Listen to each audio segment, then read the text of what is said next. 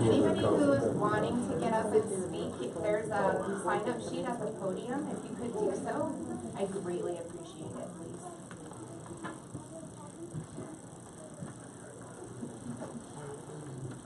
All right. I have 6:59.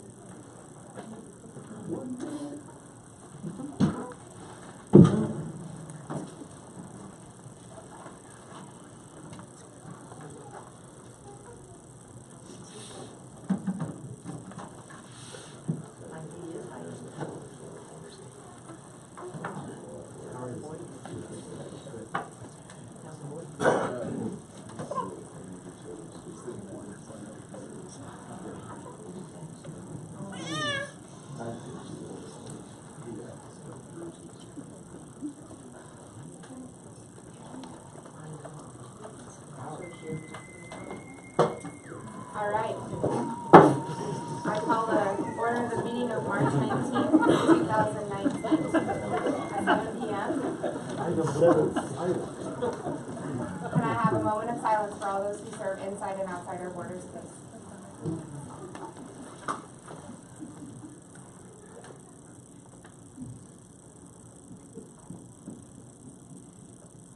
All right, will you please stand and join me for the pledge of allegiance? I pledge allegiance To the flag of the United States of America and to the republic for which it stands, one nation, under God, indivisible, with liberty and justice for all. Can we have roll call, please, Mary? Mayor Adrian Sandoval. Here. Mayor Pro Tem Larry Clark. Here. Harold Leggett. Present. Nick Ralston. Here. Spencer Bradnan. Here. Troy Blum. Here. Hope Morris. Here. Madam Mayor, I'd like to make a motion that we suspend the regular order of business to allow for the swearing in of our new police officer and to receive the report of our police chief, both of whom have been on duty since 6 o'clock this morning. It'll allow them to get home to their families sooner. I second that. I have a motion and a second. All in favor? Aye. Opposed? All right. Chief Dwyer. Thank you, Mrs. Mayor. Thank you, Larry. Yeah. Welcome.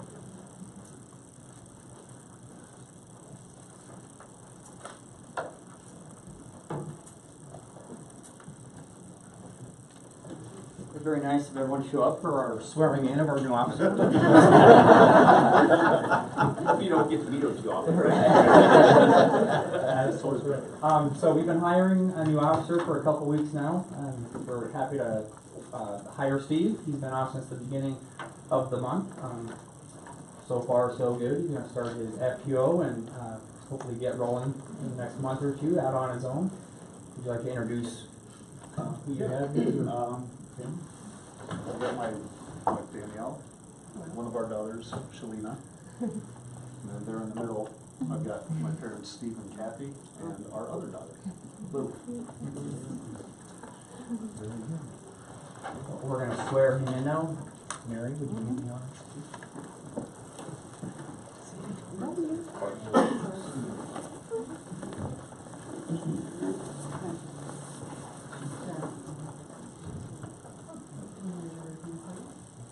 I, Stephen Blackburn Jr., I, Stephen Blackburn Jr., do swear that I will support do swear that I will support the Constitution of the United States the Constitution of the United States, the Constitution of the State of Colorado, the Constitution of the State of Colorado, and the laws of the State of Colorado, and the laws of the State of Colorado, and will faithfully perform the duties and will faithfully perform the duties of the office of police officer of the office of police officer upon which I am about to enter upon which I am about to enter to the best of my ability. to the best of my ability.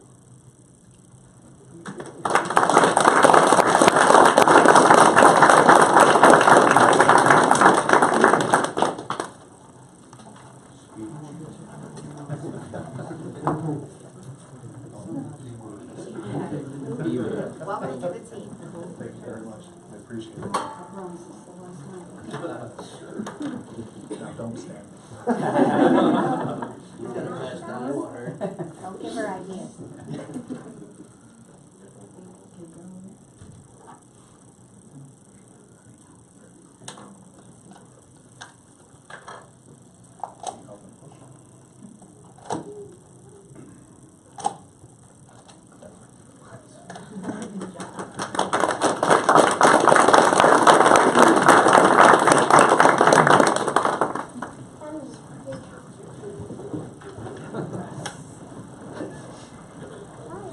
Alright, at this time, we will, let Carl have do his report. Chief Dwyer. Thank you again, Mrs. Mayor. Other than what I have in writing, I just wanted to have you have our new car. We got it back just yesterday. After a long wait, it's all ready to go, lights, sirens, and sitting on the line. It's going to start being used next week. Our numbers were a little bit lower this last month in regards to citations. We had officers sick, we've been short-handed, and the snow is the reason why. So I absolutely anticipate that will rise. It's already on the rise with the nicer weather. So other than that, I'm happy to answer any questions you guys have as far as my written report goes. Any questions, comments, concerns for Chief Dwyer? Yeah, just regionally what's been on the news, and I know our officers don't do it, the profiling, like what happened in Boulder when those officers stopped that gentleman that was in his house. I just want to make sure, I understand our officers don't do it, I hope not, but I just want to bring it out and make sure. Sure, that's a concern, I suppose, anywhere. We have everything recorded as far as race, sex, and all that recorded, where I'm able to look at that and review it every month.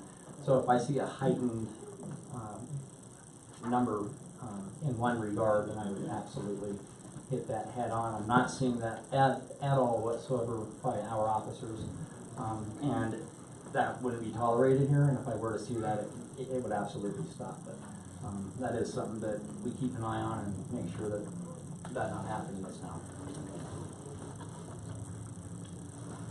I guess I have a couple of questions in the interest of the public. First off, can you elaborate on a little bit on what happened at the DoubleTree, and then start with that. Sure. We had somebody heading northbound on Highway 85, went across all lanes and hit the restaurant. The car went inside. Luckily, nobody was sitting inside the restaurant, and he was very minor. No one got hurt. He walked away from there with minor scratches, and he got a citation, and he has a summons. I think next month he has to show up to court. But he was not under the influence of alcohol. He said that he went to sleep. He fell asleep behind the wheel, and he just happened to hit it just right. But luckily nobody was inside, luckily nobody got hurt, and he got a citation for his action. And in regards to the burglary suspect, were you able to establish the suspect who was killed? Was that the person of interest? I'm going to be watchful how I answer this. He was absolutely involved in the same ring as what happened here. And unfortunately, his life was ended. There may be some others that was involved in that, and I'm not going to mention names, but we're watching them also. They do not reside here in town, but we know who was with him, and we're keeping a very close eye, working with the other agencies also. Perfect, thank you, Chief. Yeah, you bet. Any others? All right, thank you, Chief Dwyer. Welcome, Officer Blackburn. If you guys want to go home, you are more than welcome. If you want to stay, you go Thank you stay. guys very much.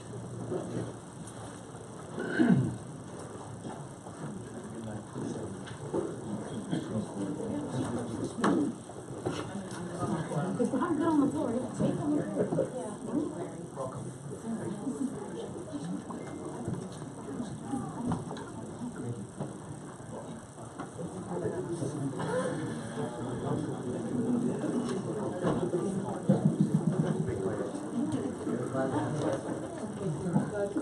We're already done on work. That's right.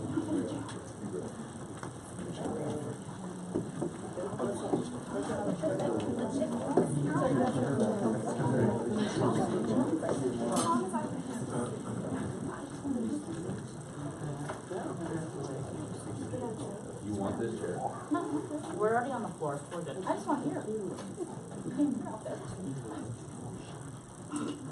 Okay, moving forward at this point, can I get a motion to approve the agenda as amended? I make a motion to approve the agenda as amended. Second. I have a motion and a second, all in favor? Aye. Opposed? Okay, moving on to audience participation. I have a couple words I would like to say. At this point, we're gonna have an opportunity for all of you who wish to get up and speak. I'm gonna ask several things that I want us to remain respectful of others' opinions in this room. That's very important. This is a hot topic for many, and I understand your feelings of hopelessness. I have had the opportunity to get to know every single one of these trustees here at the dais. And I know for a fact, I truly believe that all of us sitting here have the best interests of citizens of Platteville and Platteville at heart. We're not all supposed to agree. That's the beautiful part of a board. I want you all to understand that the resolution to oppose Senate Bill 181, should it pass tonight, will not do much. The best it can do is provide our representatives a tool to take to the hearings and say, this is the voice of the people and it is amplified. That's the best it can do. With that in mind, there are other things that we can do. You and I can be effective, and we can contact our representatives, we can go down to hearings, we can testify. So with that in mind, Mary has prepared postcards, and they're addressed to our representatives. You have the ability to write how you feel on those postcards, and we can mail those out to your representatives. I'm happy to let everybody speak. Right here, we represent the citizens of Platteville, and I'm going to ask that the citizens of Platteville come and speak first. But I absolutely want to give everybody the opportunity if they so choose. So I ask that you remain patient. So can I get a show of hands, how many people in the audience are citizens of Platteville? Okay, of those with your hands raised, how many of you are in favor of Senate Bill 181? How many of you are opposed? Thank you. All right, so moving forward, check the sign-up sheet here.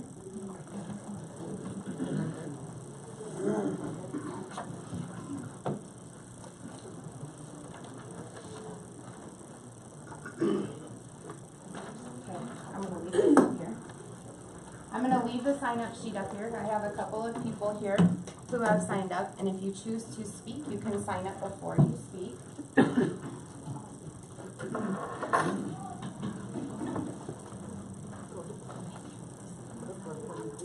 We're limiting questions, comments, concerns at the podium to 3 minutes. So I have a timer right here, and we'll start when you get up after you announce your name and your address. So first I have Kathy Callow. Please.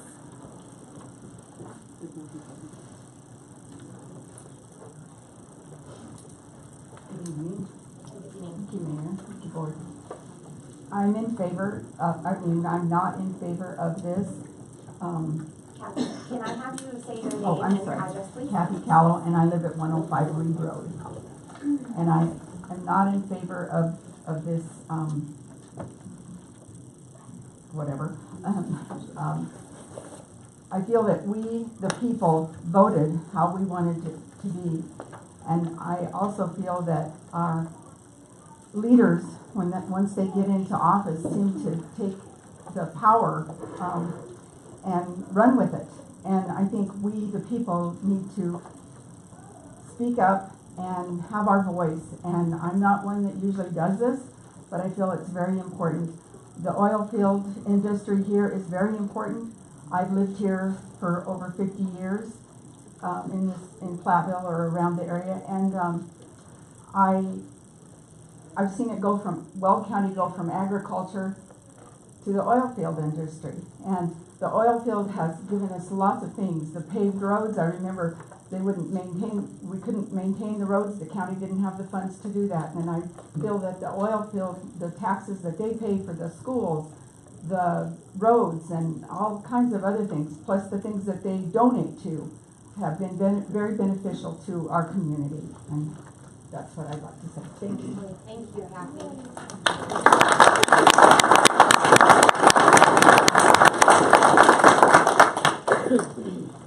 All right. We'll restart this. Next, Lindsay Horseman. If you'll come to the podium and state your name and address, please. So my name is Lindsay Horseman, and I live at 711 Rogers Circle. I'm just going to read a brief letter on behalf of my mom. She just had knee surgery, but this was important to her, so let me introduce myself. My name is Kathleen Horseman, and I live at 711 Rogers Circle in Platteville, Colorado. I apologize for not being here, as I have just undergone a surgical procedure. I'm writing in regards to Senate Bill 19181. I do not pretend to know anything about politics, but what I do know is this. The divisive bill will undermine our community and the people that live and work here. The wide-reaching impact of this bill will annihilate a vital industry that provides not only taxes to our community, but also revenues to our schools and incomes to families that depend on these jobs in the gas and oil industry that make up the rich fabric of our community. My family and I have lived in Platteville since 1995. I've owned and operated a licensed child care home for the past 24 years. I've seen many changes and growth in the community, and I personally provide child care to 6 families that work in the oil and gas industry. With the introduction of this bill, I have seen uncertainty, concern, and stress in the eyes of the parents I serve. What will this bill cause should the state of Colorado decide to ban future gas and oil exploration? With the loss of jobs, taxes and revenues will drop, schools will lose funding, and property values will drop.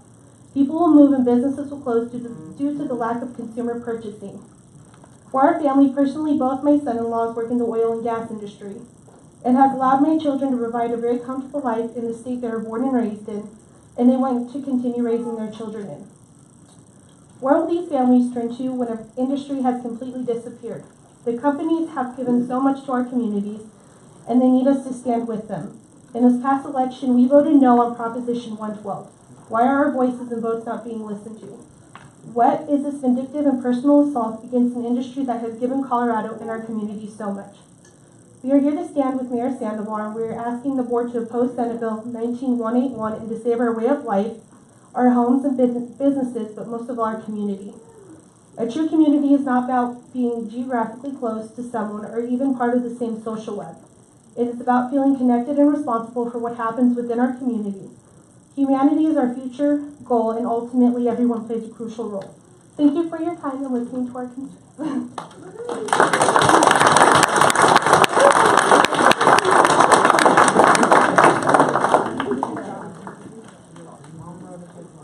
Okay, I have Jessica Cooley.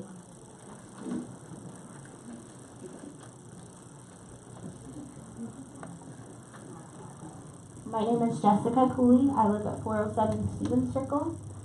I wasn't planning on speaking until about 2 hours ago and decided it might be a good thing for me, being that my family is in the oil field, to speak from a personal standpoint. I can't speak for anybody else, but my husband's been working in the oil field for coming on 5 years now.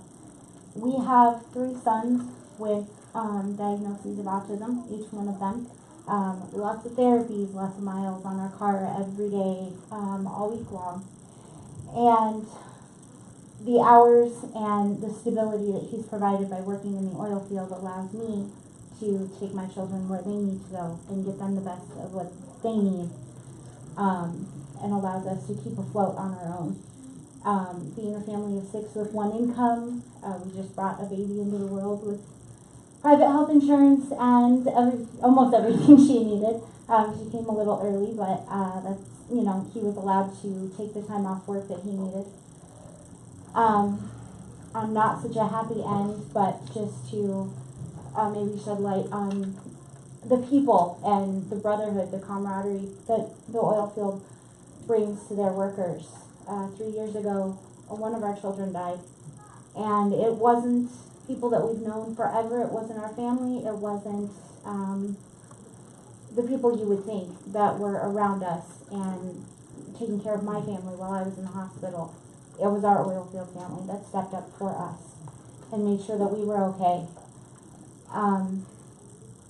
Beyond that, it's been terrifying. I find us now twice within 4 months wondering what's going to happen to our livelihood and how we're going to support our children. And it's very frustrating to know that we voted in November and that we were unheard, and here we go again.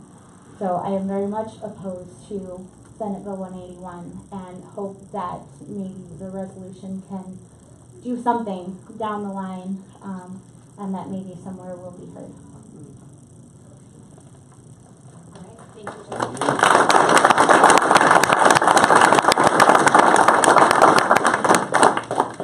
Okay, that's all I have on my list. Did anybody else want to speak?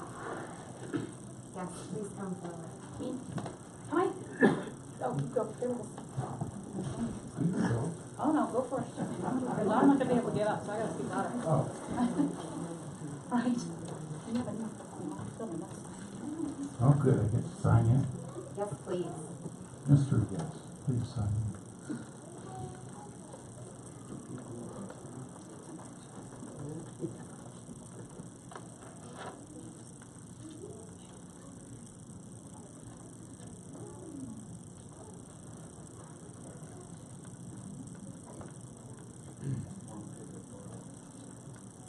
Yeah, a lot of numbers and names. I'm Dan Thomas, and I live at 601 Cultivator Lane here in Platteville. And I'm against it because I've worked for the government, and it's a shame what they're doing right now. But I wanted to reiterate the lady that read the letter from her mother that economically the impact could be tremendous, and that these legislators don't have an idea of what they're doing as far as, you know, I don't know what somebody in the oil field, you know, earns. But obviously it's a decent income, and that's great, because we need decent jobs here in Colorado. You know, if they can support their family, that's fantastic. You know, and if that leaves, that means there's going to be billions of dollars taken out of this economy. And those billions of dollars in payroll, you know, Colorado's not going to be able to get the income tax, the sales tax, and all the little goodies that they love to spend. You know, and it's going to be twofold. They're going to shoot themselves in the foot because there is the Tabor Amendment. Now, revenues go down, they can't spend as much. So they're going to be, you know, they only spend what they have. So, you know, if they lose 8%, 10% in revenue with the Tabor Amendment, that's going to take a while to recuperate back up just to this level. So I think they need to really stop and consider it. Because if I was an oil company and they want me to monitor everything in the world, fine. With the wells that I have now, I'd probably do that. And the facilities that I have now, I would do that. But I wouldn't do any more drilling. You know, I can go down to Texas Oklahoma, New Mexico, a lot of places that, you know, don't have the regulations that Colorado has. And I think they're doing a fairly good job. I've seen them put up the walls, you know, and keep down the noise and the lights and everything like that. And let me tell you, I think that's a real improvement. So, you know, if they continue on with this pace, then they're going to have some serious side effects. So that's all I've got to say. Okay, 5 seconds is fair, thank you.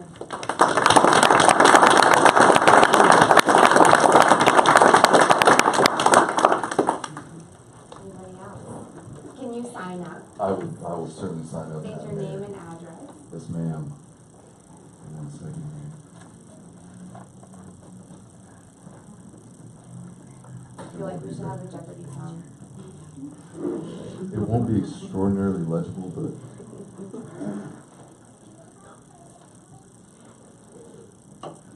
can you all hear me? I am towering over this microphone, so I apologize very much. My name is Chris McGowan. I work for the Colorado Petroleum Council. We're a division of API, which is the world's largest trade organization representing oil and gas companies.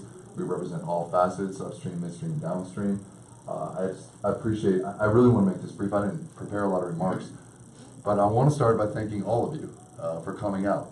This is why we fight every single day. Is every single one of you make a difference. You guys are Colorado, so you guys have made a lot of great comments tonight, so from us to you, thank you from the bottom of our hearts. It's your support that we truly count on. As to you, Mayor, you've been a great leader on this issue. You've always been extraordinarily supportive. Your leadership has been key in many of the fights we've had over the last few years. We appreciate what you've done as well, and this council as well. Our state relies on oil and gas. You will be shocked to hear that we are vigorously opposed to Senate Bill 181. It is really, really bad. So, I don't really need to go over all of why it's bad. You all have said it. So I really just wanted to say thank you to all of you. It will have long-lasting impacts for years to come. We will continue to fight this bill, but we appreciate everything you all do and everything you all do, and we would love for you to join us in our opposition. So thank you, appreciate it. Have a good evening.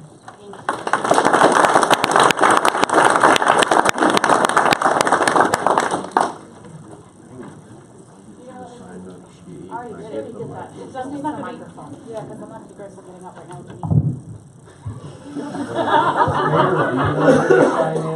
She did sign it. So I'm Meg from 813 Rogers Circle. I guess my one question would be is with this petition, that's great, but what else can we do to actually start making this a sanctuary county for oil and gas? We already did it with the red flag with guns. I think we need to start that process as well, because they're not listening to us. This is governed for the people, by the people. They're not governing for the people. That's right. And they have proven that. That's right. So I think we need to start sanctuary. Okay.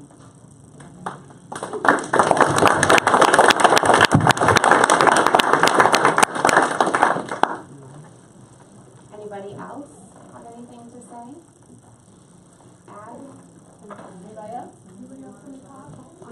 I'll sign in a minute when I get over there.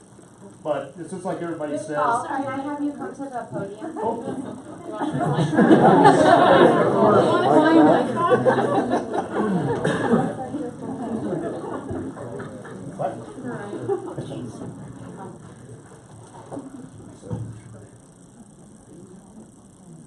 And if you'll state your name and address too, please. Yeah, I'm Paul Horseman, and I live at 711 Rogers Circle. My daughter read the letter from my wife. She has knee surgery, so she couldn't be here today. But just like I said, my family's been around here for many, many years. And like they said, they started all off in agriculture, and agriculture's kind of went down the tube for a lot of farmers around here. And then the oil companies came in. And I have all kinds of family that work in the oil field, and it's provided my grandkids to be here and everybody. But my point is that I know, like the Sinclair station up here, or the Shell station, the little Circle K store. You go up there anytime between 6 o'clock in the morning and 9 o'clock in the morning, and it's full of oil truck people. These little restaurants around here, I watch 5 or 6 trucks at a time. When they have time to do so, there's 12 or 13 guys that go in there and eat breakfast. If we take that away from this community, and all these folks have to move, go to Wyoming, wherever, we lose all that income into this town. And we don't have people like that around here just as citizens of this town to keep these businesses running. You know, we had Anadarko come in, and I don't know how many hundreds of bikes they donated to the school. I believe it was another one of the oil companies, I'm sorry, you can't see that. They provided 60,000 meals for our kids in this area. And it just seems odd to me that we have a governor that, from what my understanding is, has oil shares in Canada and has oil shares in Wyoming, but he's trying to shut us down. And that's my thing. Exactly.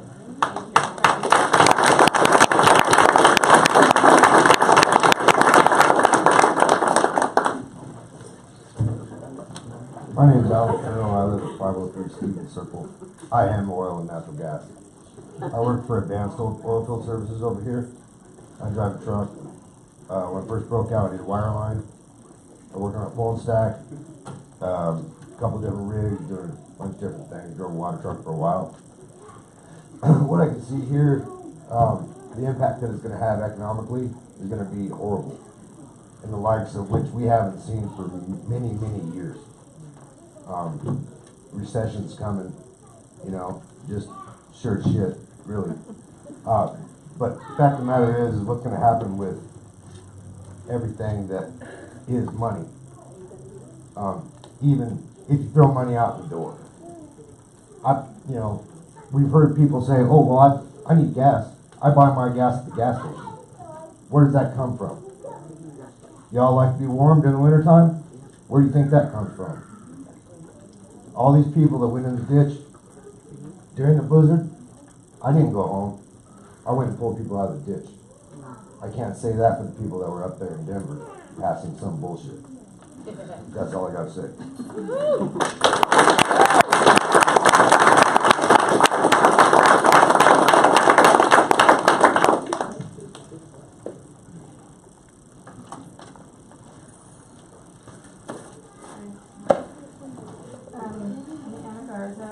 I also am oil and gas. I'm 519 Marion. I've lived in Platteville my entire life. My backyard at the time was Exeter. That was Exeter Drilling, and I grew up playing around pipes and yards, and Sharp Shop came, bought it out, and my kids grew up, and we all, you know, there's a lot of stuff going on that's just, I don't feel like us that have been here our entire lives, in high school, that was just what we did. Everybody, the guys, you know, worked summers in the oil field. A lot of my family members that are older, they rely on their royalty checks. My parents rely on their royalty checks. So that's a concern of mine, and I'm definitely opposing this bill. And it is scary that twice in such a short time, you know, I'm trying to figure out where I'm going to go to work. Because this might be put on hold for now, but what's going to happen in another 4 months, in another 4 months, you know? My partner here, he's gone. You know, do I have to go to North Dakota to take my kids out of where I'm from, like my hometown? I mean, feeling like I'm being forced to leave where I'm from. And I just wanted to say that, like, it's not fair.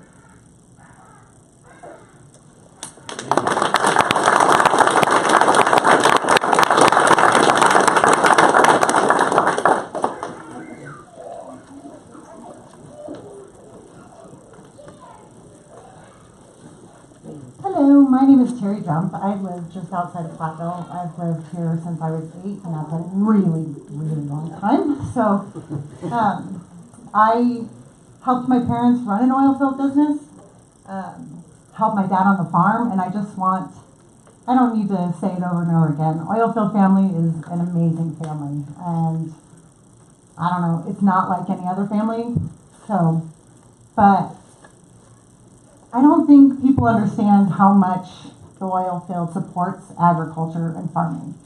Some people, you've got your farmers out there that say, oh, they destroy my land. I worked for a reclamation company. We used to go in and make it better. We put it sometimes better, a lot of times better than what it was before. And a lot of times we had a lot of support. Sometimes you get that grumpy farmer, but for the most part, everybody's happy. They've saved a lot of agriculture. They've saved a lot of farmers. A lot of farmers, we've all seen it. There used to be a lot more around here, and they're dwindling. And the oil field has actually saved a lot of them. It saved my parents. They get money from the oil field. They come in and they do their lease roads and whatnot, but they pay for it too, and they support it. If you're supportive of the oil field, they support you too. They support our schools. I used to live in Brighton, and for a couple years, I came back because we won't do that again. But I came back, and I used to have to pay for so much at the schools in Brighton. I don't pay for my daughter to go on field trips hardly, and those extras, and they take care of my daughter. If I sent her to school without lunch, she'd get a lunch. Schools in Brighton don't do that. They don't have the oil field support like Platteville has. It's important for us. I think it's good for our kids. It's good for all of us. So, and like I said, agriculture, it's saved us. So, I hate the fact that there's people out there, and the people that are fighting this, that are saying, yeah, let's push this bill, are not farmers. They have no idea what agriculture is. Anadarko, Noble, they all of them, even the smaller companies support Weld County Fair, all the county fairs. Those kids walk away with scholarships, way more money than I could even think of.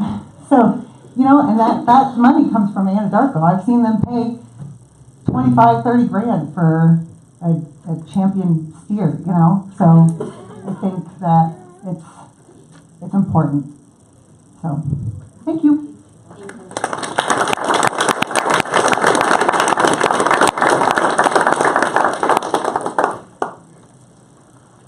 Anybody else?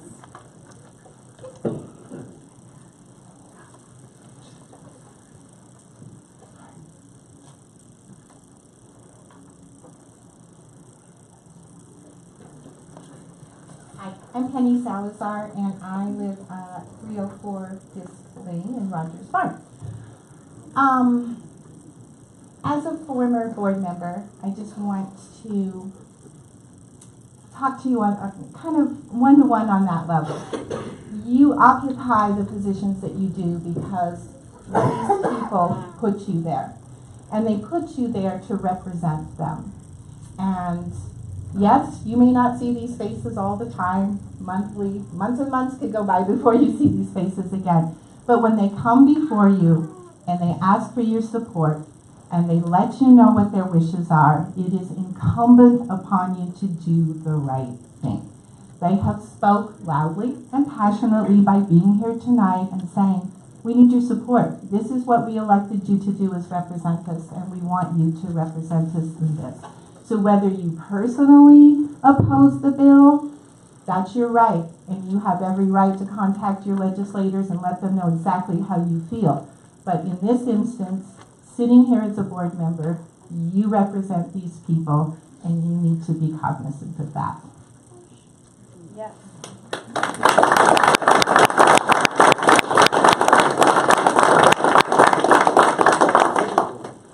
Anybody else? All right. We are going to move on. If I can get a motion to approve the consent agenda, which includes the minutes of March 5th, regular meeting, the Board of Trustees, the financials, and the paid bills. I'll make a motion to approve the consent agenda as presented. I have a motion and a second. All in favor? Aye. Opposed? All right. Moving on to action items. Discussion of Senate Bill 181 and proposed resolution 2019-22. I have an amended version of this resolution, which I will read out loud at this point, since it is amended. Town of Platteville Board of Trustees Resolution 2019-22, a resolution opposing Senate Bill 19-181. Whereas Colorado is a major energy-producing state, ranked 5th in the nation of natural gas production and 7th in the nation in oil production, according to U.S. government data. And whereas Colorado is widely recognized as a national leader in developing health, safety, and environmental protections, and whereas oil and gas development is a critical sector of the Colorado economy, supporting jobs and supplying local produce and affordable energy to households and businesses across Colorado, whereas more than 232,000 jobs in Colorado are supported by oil and natural gas development, equivalent to 6.5% of the total employment in the state, according to a 2017 study by globally renowned accounting firm PricewaterhouseCoopers. The same study states oil and natural gas development in Colorado supports $31 billion in economic activity, in which almost 10% of the state economy. Whereas the loss of Colorado's energy sector would devastate the state economy, cripple state and local budgets, and threaten livelihoods of hundreds of thousands of working families, including those in Platteville. And whereas Platteville's annual severance tax distribution from DOLA is heavily based upon the oil and gas industry, these businesses alone provide approximately 50% of the monthly sales tax for Platteville, and Platteville's severance tax would significantly be impacted due to oil and gas employees losing job opportunities. Whereas it would likely have the effect of imposing an immediate statewide moratorium on oil and gas permitting by giving, for the first time ever, a political appointee, director of the COGCC of the governor, unprecedented unilateral control to stop oil and natural gas development at his or her discretion the moment Senate Bill 181 becomes law. And whereas this open-ended requirement will bring oil and natural gas permitting to a halt with no guarantee it will ever restart, as there is no limit on the number of bills that could be passed in 2019 that require COGCC rulemakings, and no time limit for the COGCC to complete those rulemakings. And whereas legal challenges filed by anti-industry groups could prevent those rules from becoming effective, allowing the permitting moratorium to continue indefinitely, which in short time frame would shut down future drilling. And whereas this bill removes these elements as factors that could be considered in regulatory or permitting decisions, which is at odds at how other federal and state oversight agencies regulate things like air and water. This goes much further than simply putting health and safety first, as supporters of the bill claim, because it doesn't make technical and economic considerations secondary. In fact, they can't be considered at all, which is counter to broad business practices throughout the economy. And whereas the bill would establish that whenever a regulatory conflict exists between state and local government, or multiple local governments, or multiple state agencies, the jurisdiction with the toughest regulations would prevail, even if such regulation is based on policy rather than scientific data. And whereas the bill would remove experts in engineering and geology from the COGCC, the 9-member panel that makes oil and gas regulatory decisions in Colorado, engineering and geology are the two fundamental disciplines in developing and regulating oil and natural gas. Without experts in these disciplines at the decision-making level, the COGCC will have a much harder time determining where oil and gas wells can be located in ways that both allow energy to be developed and at the same time meet health, safety, welfare, environment, and wildlife standards.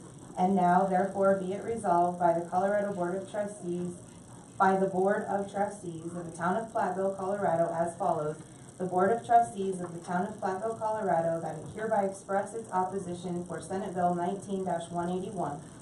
Section 1, the Board of Trustees opposes Senate Bill 19-181 and strongly urges citizens to contact senators and representatives and tell them to vote no on Senate Bill 19-181.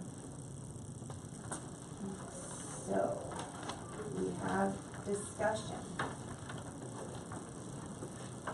Or a motion, we can move to approve this resolution and vote and discuss it. I think we should just go ahead and move to, approve it. As amended. Can you make that formally? I prepared some remarks I'd like to get out of the way before we do that. You guys will bear with me. Good evening, everyone. According to the Colorado Municipal League, the duty of a trustee or elected municipal official is to have your eye towards the future, to consider how you can properly equip your town to succeed in 10, 20, even 50 years from now. It could be equated to a parent preparing their child to succeed for a time when they no longer need mom and dad's guidance. It is in this mindset that I support Senate Bill 19-181 and oppose the proposed resolution this evening. Greenhouse gases occur naturally and are essential to the survival of humans and millions of other living things, like keeping some of the sun's warmth from reflecting back into space and making Earth livable.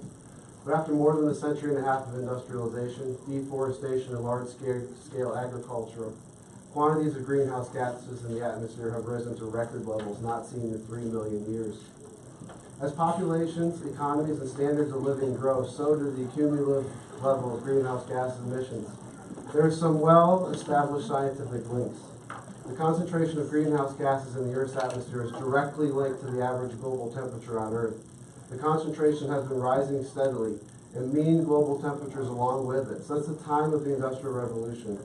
Most of the warming has occurred in the past 35 years, with 5 of the warmest years on record taking place since 2010. Not only was 2016 the warmest year on record, but 8 of the 12 months that make up the year from January through September, with the exception of June, were the warmest on record for those respective months. The most abundant accounting for about 2/3 of all greenhouse gas emissions is carbon dioxide, which is a byproduct of burning fossil fuels. There's alarming evidence that at important tipping points leading to irreversible changes in major ecosystems in the planetary climate system may already have been reached or passed. Ecosystems as diverse as the Amazon rainforest and the Arctic tundra may be approaching thresholds of dramatic change through warming and drying. Mountain glaciers are in alarming retreat, and downstream effects of reduced water supply in the driest months will have repercussions that transcend generations. As of February 2019, 195 countries around the world have signed into the Paris Climate Agreement. 184 states and the EU, representing more than 88% of global greenhouse gas emissions, have ratified or acceded to the agreement, including China, the United States, who is intent on leaving, and India, the countries with 3 of the 4 largest greenhouse gas emissions worldwide. Scientific evidence for warming of the climate system is unequivocal. In recent years, global warming and climate change have been subject to a great deal of political controversy, especially in the United States. But as the science becomes more clear and consensus grows impossible to ignore, debate is moving away from whether humans are causing warming toward questions about how best to respond. Depending on exactly how you measure the experts' consensus, is somewhere between 90 and 100% that agree humans are responsible for climate change, with most of our studies finding 97% consensus among published climate scientists. Also, the greater the climate expertise among those surveyed, the higher the consensus on human-caused global warming. At an energy conference referred as Sarah Week in Houston earlier this month, Martin Wessler, a Royal Dutch Shell executive, spoke on one of the first panels about fuels of the future. Shell has presented perhaps the most expansive vision of how the industry might change, and Westclear described the company that a few decades from now will service an electrified, hydrogen, and biofueled vehicle market and provide natural gas for heavy transportation to meet the goals of the Paris Climate Agreement, he said. Electricity may be the only energy consumers buy within 20 years. Although he said natural gas will still fuel ships and heavy transportation. The following day, Shell urged the Trump administration to halt its proposed reversal of limits on methane emissions from new oil and gas development, and to go further than the Obama administration had in cracking down on emissions from existing operations. Later in the conference, BP's chief executive, Bob Dudley, told the conference that his industry needs to engage in a discussion with supporters of the Green New Deal.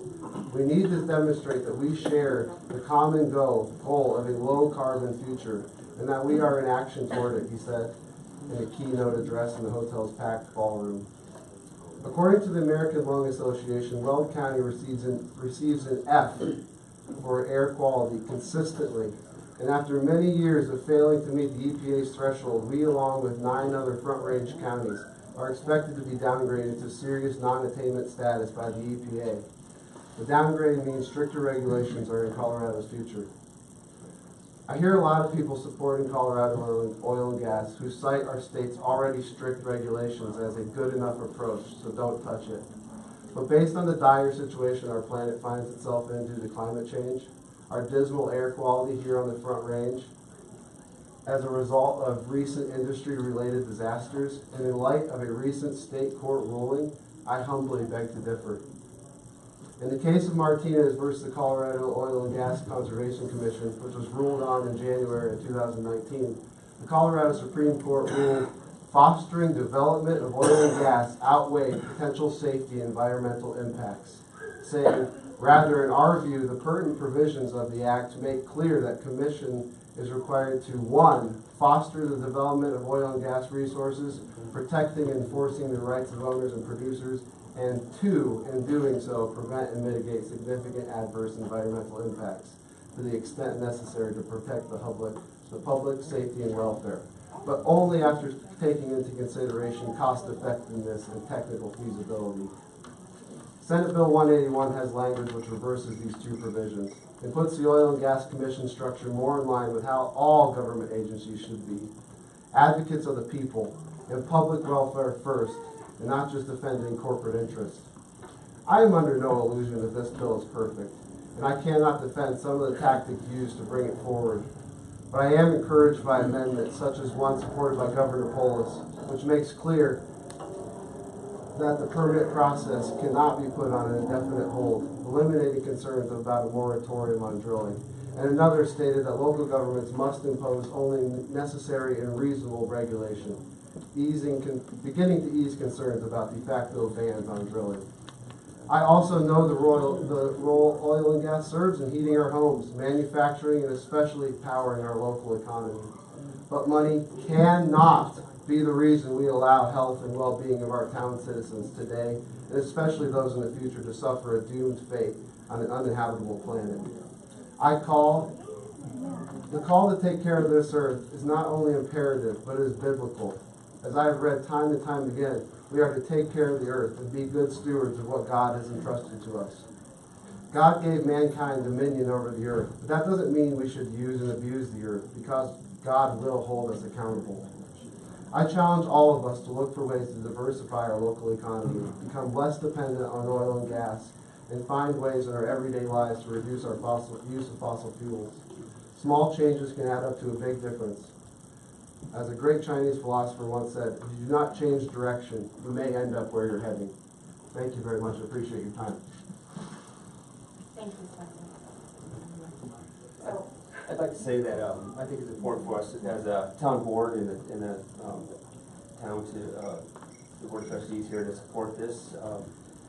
We're opposed to the Senate bill based on our residents, how important this is, and we are here to represent our residents. So I think it's very important to oppose this bill for our residents and our economy, because it's going to be devastating for us to try to make things make ends meet and to continue to improve our town with the needs of our citizens. The biggest thing I think, we don't have a lot of power here as a town board, but this will give our legislators at the Capitol a bigger voice for them to go and speak to the governor and to the hearings, and to say, I've got these communities here that oppose this, and this is why. And I think the way this resolution is written really does a great job of explaining how impactful the Senate bill will be for the state of, or the town of Platteville. So I'm going to totally support the resolution opposing Senate Bill 19-181.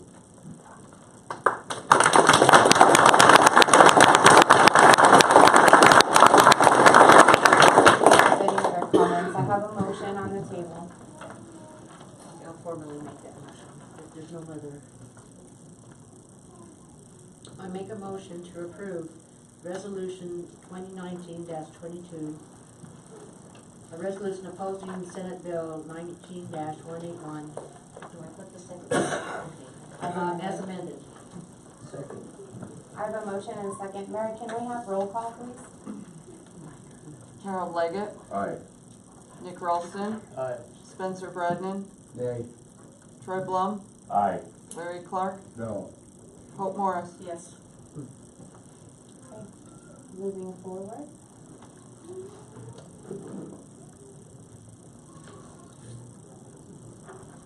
So the resolution opposing Senate Bill 181 for the town of Platteville has passed.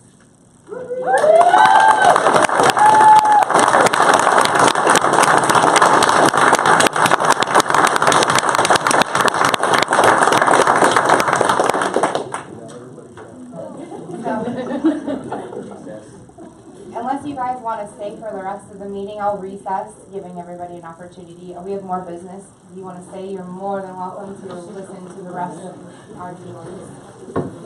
Thank you guys for coming.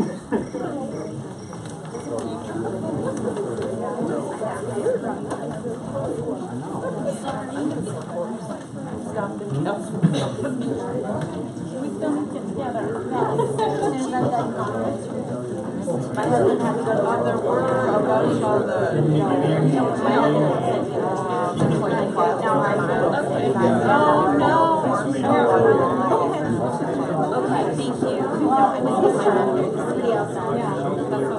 Thank you, Mary, for having us.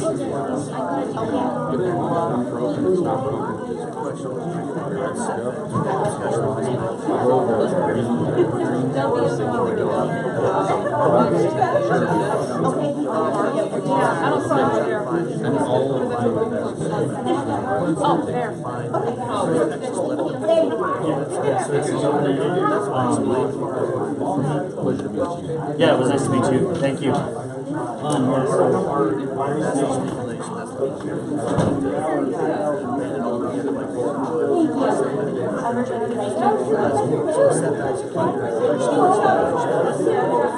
Correct, yeah, so you can't come closer than that, as of right now, but those are all. There are a couple counties that are trying to resolve it where they get more control. And then there's bills where they can reduce it closer to control and but as it's right now, all the cities will stay as is right now. Right, that we didn't want to grow. Yeah, that was our hope. So it's 5 shut down.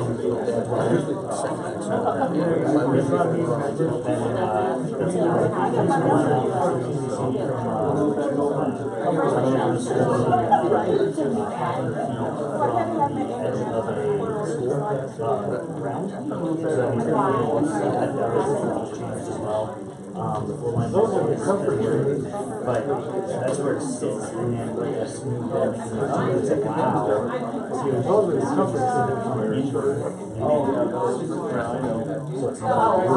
So allows for open door for one more leave. So this gives three new commissioners that have to do with environmental protection, wildlife regulations, and they can change the rules. Yeah, and they're changing a couple of I was living on my own. One engineer has to be engineer that's yeah, so it's the way it's written and it's open to interpretation now as Republican. Well, also what I'm reading on there too is these are doors for politicians that want to change something.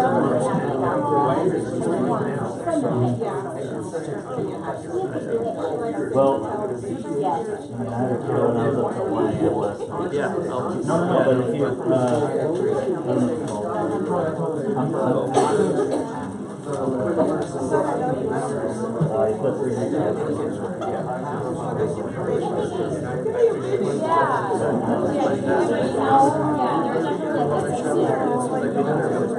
Thank you for your comments. Thank you.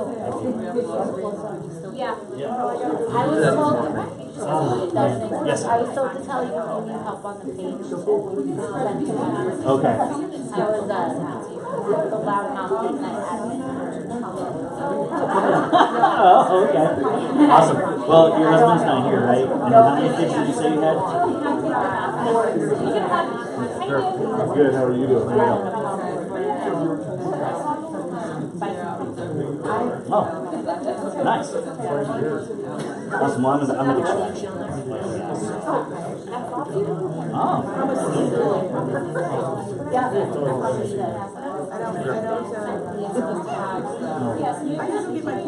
Well, nice to meet you all. I'm gonna head out. Yeah, thank you, Jay.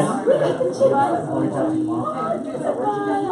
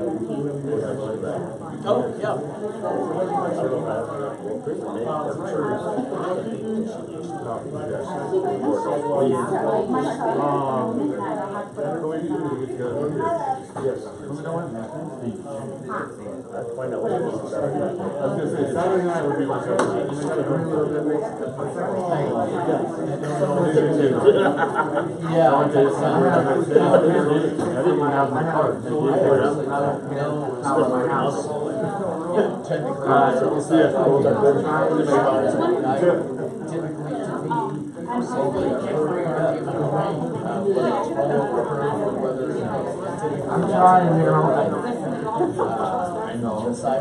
It's easier said than done. We're more worried about our.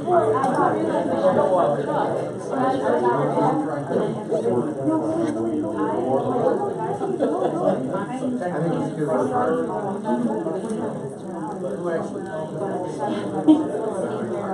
Well, it's I want to say that the way that in our ordinance, the sidewalk is adjacent to that property. But as far as ownership of the sidewalk, Your boss.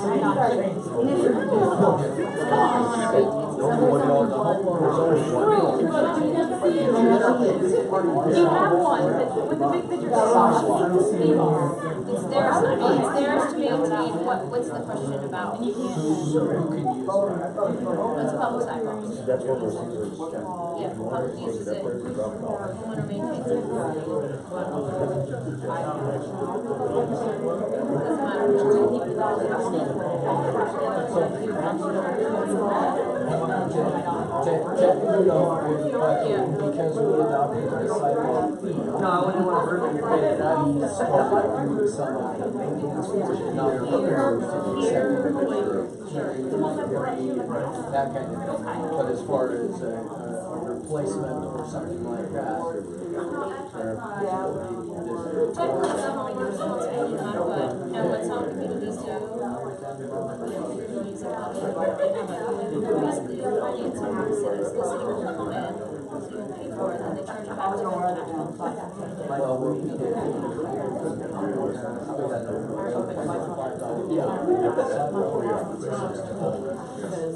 Use that as matching cars. Oh, yes, we can. It is. Yeah, it's still, More lively. After the council meeting, I went home and did a bunch of reading about gross and some of the work out in Iowa. there's lots of different You know, ways to it's do it. the car in it, and it's a new technology, not just a new Technically, in company, the but a end, new technology. Oh, that's all right. You're trying to get into an industry, like here in Colorado, and many places with inherent regulations and techniques that they use. So you're trying to convince them, oh, but that's what we're in. No. You're gonna have a lot of skeptics that are like, right. Well, I've got damage all over town. We're trying to wash the street. So I've got to We have an update. work on my garage now because I got damage there too. Don't tell me. I think they're exposed to most of the talk. I said that I've never seen this person. And I would agree with your analogy. And I don't know, this is real. I don't know how.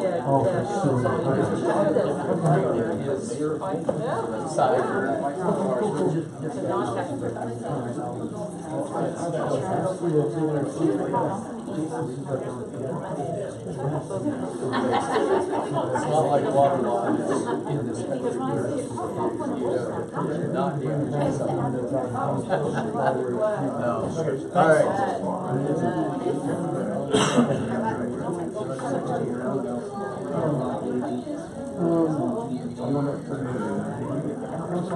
Okay, we'll get started here in just a minute.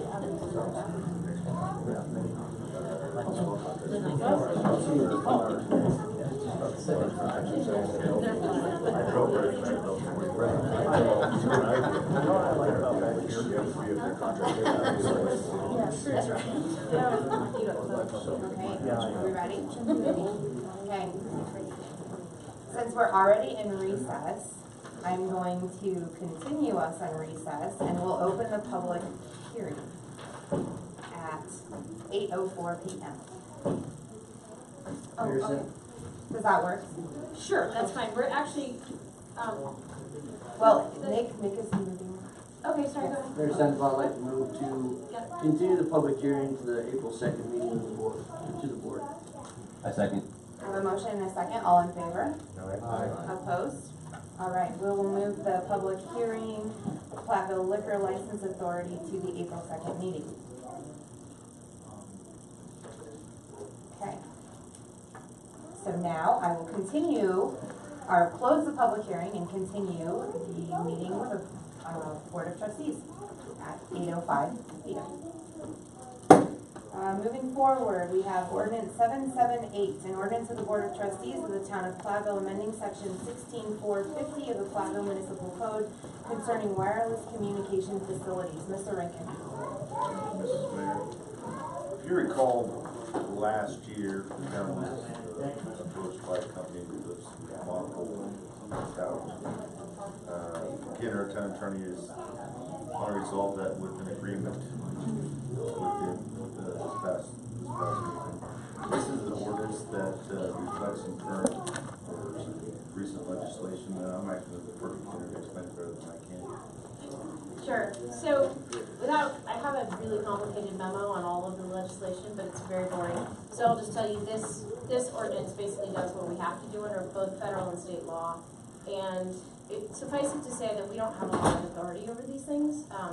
Both the federal and state governments have decided that broadband technology should be allowed as a use by right in any zone district.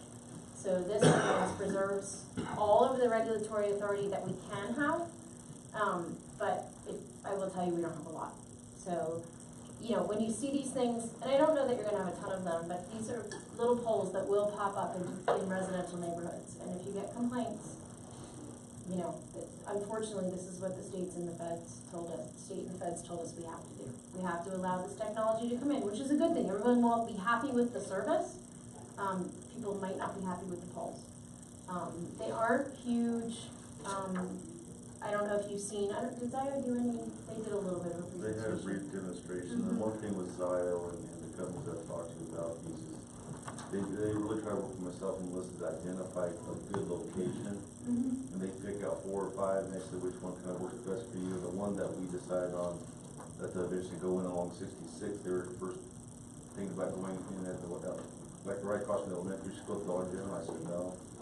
Then they said First National Bank. I said no. Then they thought, well, further down over by, Salisbury on the corner of the park where those trees are, where it'd be more hidden. I said, that'd be a better location. So they will work with you, but you have to give them some opportunity though. And we paint them? Yep, Yeah, they try to make them as sort of stealth as exactly. they can, because they don't really want any complaints either.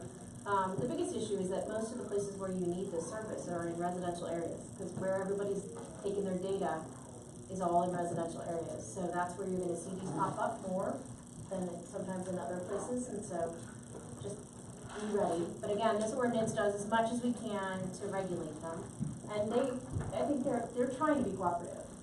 One thing we try to do is have them co-locate on another facility, but we talked about the traffic lights, the power poles, even our tornado sirens, and there's always issues with those sites. They like to have their own standalone site if possible. At least Zayo does, and that's, I think, was correct, I believe. And, yeah, and. How soon would we expect to see some of these installed? Probably this year. Yeah, I think within the next couple of months you'll start to see them. Right And this summer. then you'll also see service getting better and more offerings of service. So, you know, you get the good and the bad. The good is better service, the bad is some people might not like the way they look. So this ordinance again just brings us into compliance with both state and federal law. We were out of compliance, no one was really complaining about it, but now with the Zayo agreement, it makes sense that we need to come into compliance. Do we have any distance from a residential building that we can put in there? I've been reading some pretty alarming reports on the effects of, what Wi-Fi signal can do to the human body and to, organic organisms. Sure. Let's say that. So it seems like if we could protect our citizens, give them some sort of buffer zone from not having that such a large influx of radiation coming towards their house. And I appreciate that. Unfortunately, the federal government has told us we are not allowed to consider the health effects of wireless. Period. We are not allowed to discuss it, we are not allowed to consider it, and we are not allowed to impose distance restrictions based on those health effects. I agree with you. There's plenty of science out there that says there are health effects, but the federal government says you may not consider them. When I did speak with Zayo last year, they told me that, for example, I was trying to get him to co-locate on the tornado siren at Low Vista Rail Station. That was an issue where they want to be 50 feet away from the closest residential property line, so they do want some gap. It's not a lot, but at least from the property line, and then if your house is another 50 feet from the property line, at least you have at least 100 feet maybe. So there's some of that in there, Spencer, but not a whole lot. So like these locations of where they want to put these residents, where are they gonna put them on a corner, in between property lines? They try to do corners. What they've told me is they try to do corners because obviously it serves more people and it impacts less people. But if they need to, they will go in between. It's all in the right of way, so it's gonna be close to the road. But they can put them wherever they want to. I mean, they have to come to us and we have to talk about it, but in the end, they have a right to put them wherever they would like. On town property, though, not In on rights of way, yes. Public right. Yes, not on private property. If they're gonna go on private property, they need to negotiate with the private property owner. But they try to go on Excel poles where they can and street lights where they can. So those are two that they will try to do.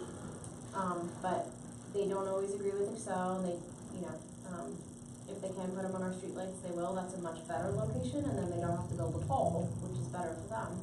But they don't have to listen to us, just to be blunt about it. Yeah, when I brought up CDOT, using their existing light, they have that experience of working with CDOT. And I understand that. Yeah. And in some communities, they will put them on streetlights. It just depends how the streetlights are configured and where they need to be. But the only one I've been approached about with a stem from the Zayo, they're looking at that location over there on Salisbury by Riverview Park. And that's the only one I've heard of, because they showed me all their map and they're trying to, it's basically a dead spot at that intersection they're trying to improve for spring. Is this basically Wi-Fi on steroids? Yes, For exactly. those of It's us who are 4G. technologically disadvantaged. Yes, it's broadband Wi-Fi 4G that's going to go to 5G at some point. So yes, and Zio is a reseller. So Zio doesn't obviously sell you service, but they sell it to Sprint and to Verizon, and will then sell you the same service. This is how it is in New Orleans. These companies, they'll subcontract with others to actually install the bolts to they spread the liability. So Zio maintains the pole as well, they just sell the broadband access, the bandwidth to They put the poles up and they're leasing the Sprint, they're making money. But we can't make money off them, I already tried that. No, we're capped in our amount that we can collect. We're capped on our fees. Again, go complain to the state. Actually, I tried to get them to put something on Town Hall, and I get a lease off of it, or the water tower they went to.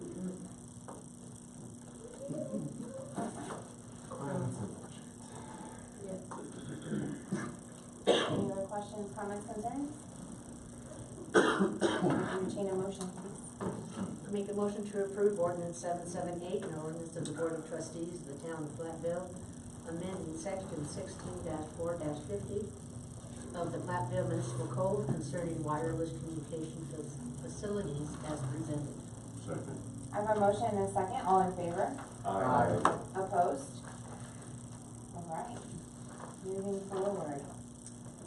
Development Improvement Agreement, Platteville Gilchrist Fire Protection District. Mr. Rankin.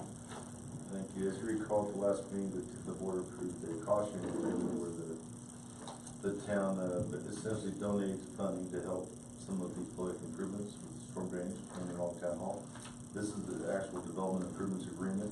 Every new development is required to have one of these because they're doing public improvements.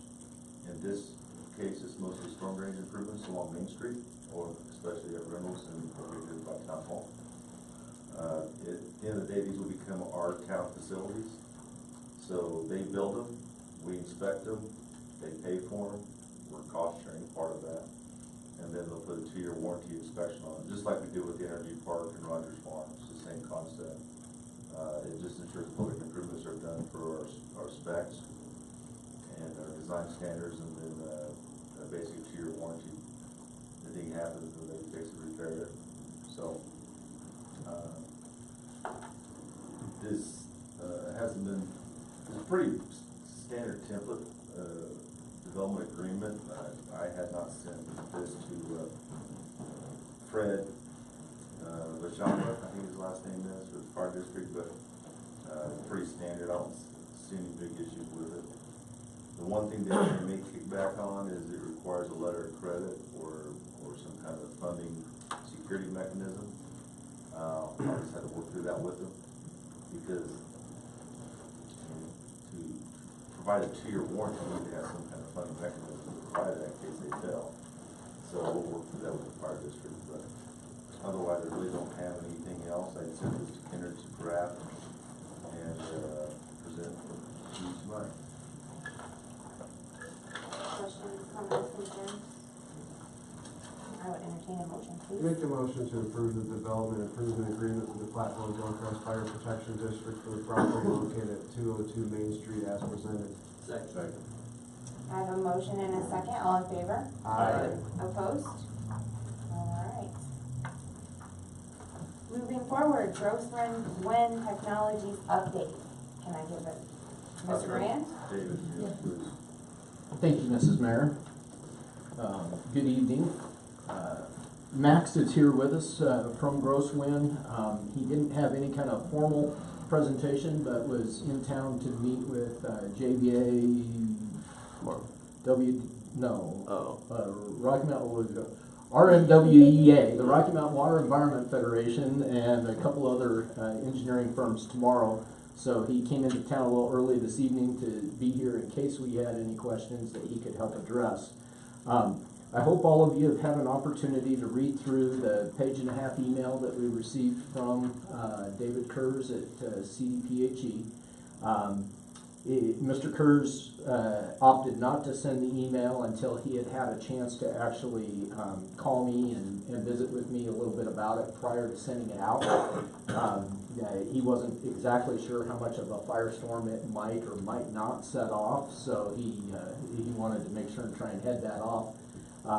Personally, after visiting with Mr. Kurz, I feel like he would really like to see this technology have the opportunity to get the approval from the state.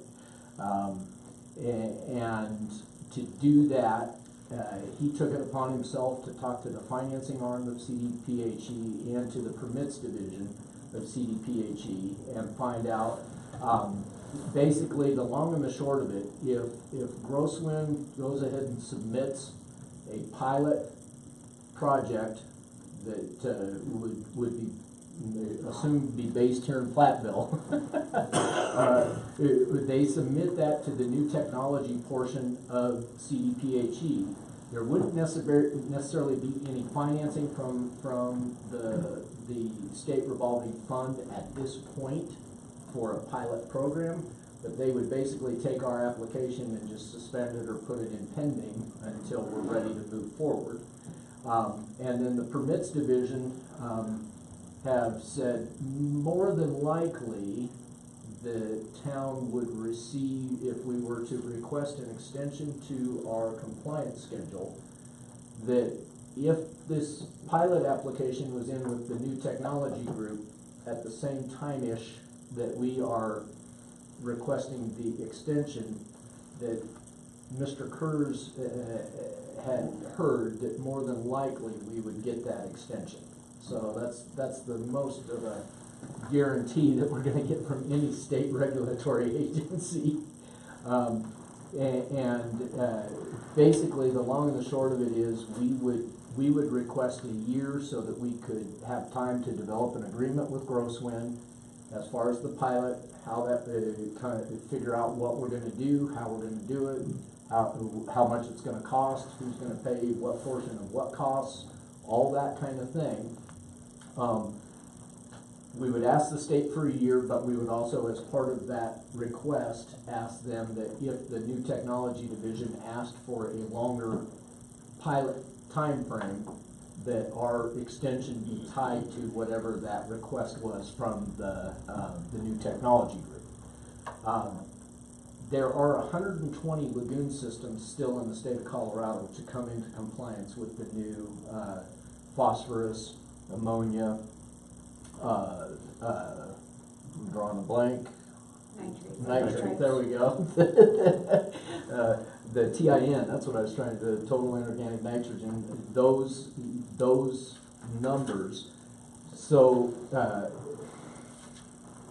the folks at the health department realize that small communities with the lagoon technology need some other options, and I got the impression from Mr. Kurz that he's very encouraged by what he has seen so far, by what Grosswind has been able to supply to them so far from their research and from their testing and from the other pilot systems that they've done in Iowa.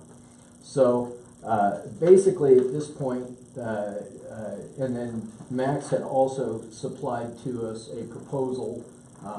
I think I had put it in my notes, and then I also told Max earlier today when we met, I feel like that's a good jumping off point, a good point for us to start. I don't know that that's exactly where we'll land, but it's a beginning point. There's still a ton of additional details that have to be worked through, as we talked about earlier today. You know, just the small little things that will have to be addressed and will have to be figured out. But because we had kind of a self-imposed May 1st deadline that we needed to be able to jump into the financing and the grant cycles and that kind of thing, wanted to bring it to the board and see whether you agree that we should try and continue to move forward and see if we can get the extension and then potentially do the pilot, or if we just want to say it was a great thing while it lasted and we're just going to go with the known technology that already has approvals from the state. So wanted to bring you up to date with what we had, and I'm not the one making that decision, so we wanted to throw that out there for discussion and see where the board is on this and how you would like us to move forward. Do you have an opinion, Spencer? I know Spencer and Larry've done a lot of digging and talking, and I'm curious what I just think that every time I kind of think this is dead in the water, it peeks its head around and says, hey, we still might be here, you know? And the fact, the potential cost savings, where this puts Platteville on the map as far as the environmental impact, I think we owe it to our citizens and to ourselves to pursue it until it's become so cost prohibitive that, and obviously, the state just says it's not going to happen. But when we asked for an extension originally, and I essentially remember the state pretty much laughing at you, Troy. You know, no, that's not going to happen. And now they seem fairly willing to play ball with us on it. So I think we kind of have to continue pursuing it. I don't know what you guys think. I would agree with you, Spencer. The potential of the system, not only in its cost comparison basis to the SBR option, but the optimism that you, David, are talking about that you're receiving from Mr. Kurz. It's really in the state's best interest to at least see a pilot program start somewhere so that they can have the data readily available from a local test site, if you will. I see a lot of advantages to this system over an SBR plan, particularly in the operation and maintenance costs going down the road. And I would strongly advocate that we pursue a path that is, as you described, the pilot program, the extension of the deadline from the state health department, and do that if we can. If the state's willing to play ball with it, then we should take advantage of that. As you mentioned, 120 other lagoon systems in the state, all of which are going to have to come into compliance at some point in time. If I were in the state's shoes, I'd be thrilled to see another option on the table, especially one that has somewhat of a track record of being successful in meeting the new standards. If I may. Don't talk about money. That's my job. In less than 2 weeks, the April 1 deadline for the Energy Impact Bill grant application is due. I haven't touched an application yet, so I just got back from vacation. I'll call Denton and Sandoval tomorrow to see if this would even qualify, because this is a alternative new technology. So I don't know how Bill feels about funding something that may or may not be a possibility. And then number two, we've already agreed to pay JVA to submit an application on the town's behalf to DOLA for some funding, and we might as well utilize this opportunity. So we're going to have to get a lot done in a very short amount of time when it comes to funding. At least a tier 1 would get us $200,000. I don't think a tier 2 is possible in this case. It's $550,000. That does not include D&E, design and engineering. So I don't know how much that may or may not be. Typically, we talked about on the first study with the SBR that the D&E would be close to $500,000. I can't imagine it'd be that much for this. I just don't know that answer. I don't know exactly at this moment where to find that, unless somebody can help me with that. At this point, I don't know for sure. Max, do you have something that you want to jump in with? Sure. I'm going to throw you to the wall. I mean, you sat through the whole evening so far. Thanks, gangster. I was excited when I walked in, thought everyone was here to talk about wastewater. So to put a note on specifically what you said, our system is, especially, I think you mentioned an energy grant. That's the first I'm hearing of it. Our system is very energy efficient, so we've won energy grants in the past for pilots in Iowa. Yeah. So I would, if it's on an energy basis, if you compare our system to an SBR system that's pumping air versus ours is rotating the belts, I would think we'd be a strong candidate for that. Well, the key question, Max, is on the cost right here is about 150 for some greenhouse and reservoir expenses on the town's half, and then another 400,000 for the modules, so 550. But that does not include any design engineering to install it. So, from your past experience on a single module, a ballpark number, do you have any Correct. idea? So, and to give you more of a full picture on GWT's side, we're doing a very similar project to this in a small town in Iowa called Slater, Iowa. A little background on the approval process in Iowa. The big holdup that we ran into in CDPHE is they don't want us to increase size of things or have a substantial increase of flow rates, which is different than Iowa. So our reactors, our pilots in Iowa were 6 feet tall and ran a small percentage of the flow rate, which Iowa was comfortable with. That's what they told us to design our pilots for. CDPHE in Colorado, since our full-scale reactors that we're suggesting, and that we sell full-scale reactors in Iowa for 10 feet tall, so it's 4 feet taller, which is an issue for CDPHE, Didica, and then also the flow rates were much lower than they'd want to see on the pilot data from Iowa, which is all of our sizing is based off of the pilot data in Iowa. Those are the two big holdups I'd say on their end. CDPHE is, in my eyes, great in the sense that they kind of have a box that they hold everyone to that same standard. That wasn't necessarily the case in Iowa. It's kind of a, okay, we get this, now we're going to move the goalposts, where it was very clear working with David at CDPHE that this is the box that we have, this is what we're working with. He tried to piece some things together to make it work. And it was a committee decision, from my understanding, and it was just the committee's opinion that this needed to move forward. So with that pilot in Iowa that so as you guys know, it's a lengthy installation process for wastewater treatment. So we have approval in Iowa, but our first system won't be up and running to meet a permit on full scale until end of 2020, just with the installation as it goes. That's why we're installing the full-scale system in a small town. Engineers, communities, cities across Iowa like to see something before they buy it. So this gives us the opportunity to bring people in and see it.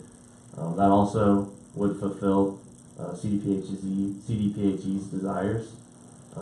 You just wouldn't have data in time for you guys. So you guys need to make a decision here. May 1st was the date you guys gave yourselves to make a decision, and with that timeline, CDPHE wouldn't have enough data from our full-scale pilot to approve it. So suggesting the pilot happen in Platteville is solely so you can get that extension, in my understanding, to get that extension on your permit to still have us as an option. And they'd use the data that we'll be collecting from Slater, as well as the data that we'll be getting from Platteville to go full scale. If you had if you were set back 1 year, you had a 2021, 2020, end of 2020 timeline to make the decision, we would have that full scale data from the Slater side. My biggest concern really doesn't have anything to do with you is a month ago when we last met, we talked, we still had a pretty good window of opportunity to meet our compliance schedule. Now I feel like it's gone to zero. Meaning, because I've got to come up with over $500,000 for this pilot program, not knowing if I get a grant or to qualify for a grant, and I don't have that cash in the bank. So that's my perspective, not to be the ball humbug for the Yeah. board, but that's my logic. I have to come up with money for this. So on this proposal, it mentioned starting December 2019 with a target completion date of September 1. I mean, that's extremely tiny window. And I think that is CDPHE's hope and desires to have it installed. Is that reality? But not necessarily reality. So that's what I included, because when I talked to David at CDPHE, that sounded like what he'd want. What we want and what reality is always different. I think the extension has to happen. I think there has to be work definitely put in towards an installation prior to the end of 2019. But as far as like a firm date, I think that the September 1st isn't a firm date that they gave. That was something that I put in there after talking to him, just to kind of like David said, get the conversation started. And I'm always the devil's advocate and very conservative. You know, put our lives in their hands, so to speak, because we have to go in agreement with you, fund it, get it installed, and then go to CDPHE and say, can we have an extension? It was my, if I may, Troy. Absolutely. I mean, back to your original question, the 550 that's right there, you know, the original design and engineering of the whole thing, typically they say 10 to 12% of the project is what the design and engineering costs. So I'm guessing another $50,000 to $60,000. So that makes this a $600,000 project, provided we don't come to an agreement with GWT of a different financing mechanism or find something else that's there. Number one. What's that? Well, yeah, you know, that we won't balk at that.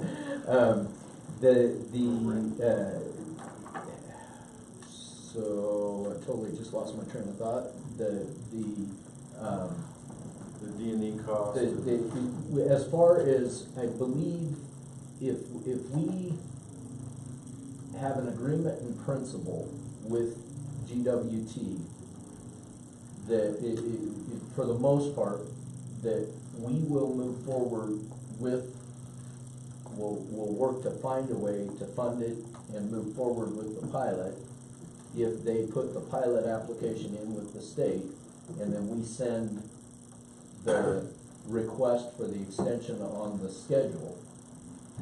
But in my opinion, our agreement with GWT as far as moving forward with the pilot is based on the state coming back and saying, we think we'll give you this pilot license and or permit, and we'll give you the extension to do it. Then we've really got to put the nose to the grindstone and figure out where the funding is going to come from and how that agreement's going to look or not. And I know that somewhat seems like letting the tail wag the dog, for lack of a better term, and I don't necessarily like that positioning. But I from the impression I had from my visit with Mr. Kurz, is that if the pilot application was in and we put that in, put the compliance schedule extension in, if we get both of those, then we can iron out the details. I don't know if it's worth spending all the time and effort and energy to iron out all the details ahead of actually getting the compliance schedule extension. But I may be totally wrong with that, so maybe I'm not sure. Looking at David Kerr's email, I don't see, where does it say how long the pilot would be to last, or be tested for? It would be decided once the application is submitted. So that's undecided yet? It basically has to have an end date. It can't just be we're going to run a pilot for the rest of eternity. I think the minimum would be 1 year. I think it would be somewhere 2 to 3 years would be the maximum, I think. In the third paragraph of the first page of his email, the second sentence, the pilot testing provisions of Reg 22 allow pilot tests up to 1 year in length with a potential 1 year extension. That'd give us some time. I'm sorry, I just got to think through this whole thing out loud before. You haven't had a lot of time either. I hit him with it at 4 o'clock this afternoon. So, in regards to the 600,000, you're not taking into account the 300 that we would get back from Grosswood if we didn't go with the system, right? Is Is that true? Yeah, correct. The 600 number is not, the 600 number is banking on the fact that we're assuming we're gonna get the approval from the state and we're gonna move forward at that point with a full-scale operation. Right. So I'm not banking on a refund, but I am banking on a discount. Just to note that to the board that we wouldn't, if the pilot didn't get approved, Grossman has offered initially to buy back the one unit. The cost is $400,000. They'll buy it back for $300,000 used after a year or however long. Yeah, that's a good deal. I agree with David. I don't want to. I hope this gets all approved and passed, and that's not good. I'd rather have the 15% off and get the 2.2 million. Right. So, I would prefer that method as well. I prefer that route as well. That 2.2 million, even with the DME, you're looking at 2.83 million. That's a lot better than 5 to 6 million that we were talking about with the SBR. And keep in mind that's just the RAV equipment cost. Exactly. Yeah. I understand. I was gonna say, we've still got a lot of extras that go around the periphery. Oh, I know. We got head works and everything. And we had some talk, and Mr. Clark and I met with David Brand on Friday last week, and we talked about this a little bit.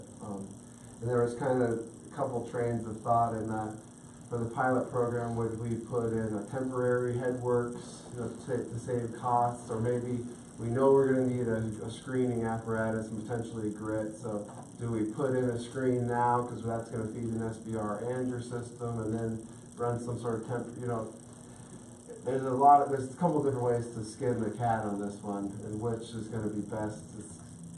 I don't have a crystal ball, right? But what do you guys think?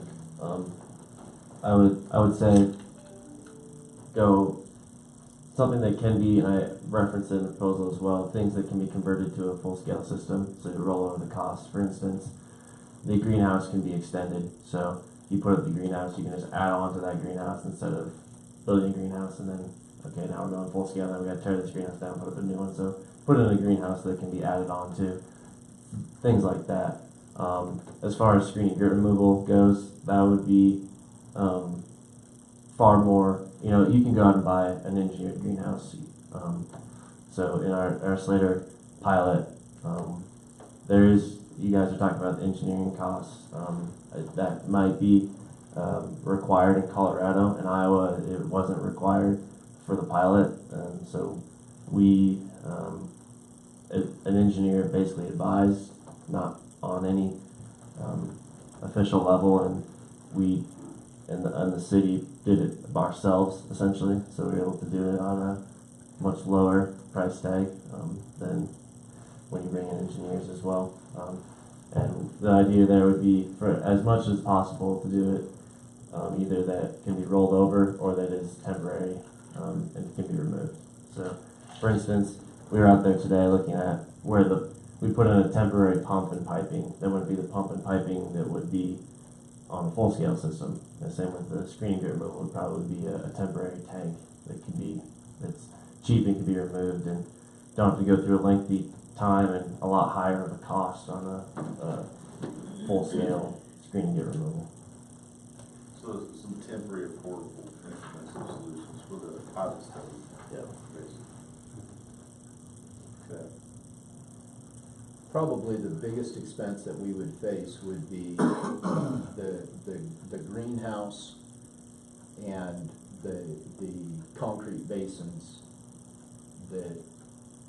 because we don't want to tear those out. We want to be able to just add on to the concrete reservoirs. Correct? Correct. So those two things we would want to make sure that we had engineered and designed and put into the correct location, so that if we need to add 8 or 7 more units or 9 more units or whatever it ends up being, we would want to make sure we had those in the primo location and build them in such a way that we can just add on to them or valve onto them or whatever the case would be. So those are some of the site-specific engineering costs that we'd have to do. But like Max said, we would be looking at using a smaller temporary pipe, smaller temporary pump, and a temporary, basically large septic tank type tank to be our grit and rag removal type situation prior to the pilot system. So it's probably gonna be way less than the 10% number as far as engineering goes and that kind of thing, but that's just kind of an industry standard for a project, so. So we're at 600,000, is that fair number, correct? For the cost of a single unit, the headworks, to get the, no? I don't get my head wrapped around this because on the design and engineering, we're asking a Colorado engineer to design a technology from Iowa that they've never seen before. So how does that work? Yeah, so in the pilot, it's not like our system is complex in that it needs to be pumping water at different times or aerating things at different times. You just flow water through a concrete basin. So for our Iowa pilot, we had an engineer design a concrete basin, and you can buy engineered greenhouses. You can call, we got it out of, there's a company called Conley's out of California, there's a company called Farm Tech in Iowa. You can buy engineered greenhouses that they will engineer, stamp, and build it as well. Yeah, and I respect the difference between Iowa and Colorado. Yep. The thing with David does, the thing in Colorado is anything we do out there, that sewer lagoon has to be approved by CDPHE. So having one of our engineers, Steve Athers or JV engineer, this may not be a huge expense, but we still have to consider that, and I don't know what that means. And I can have a conversation with David Cruz about this specifically, but okay. A pilot is typically meant to be removable, so they're not expecting a full-out design proposal from an engineering firm that's going to have a 20-year life on it. They want something that's going to last much shorter than that. But that's something that we can dive into the details with David on as well.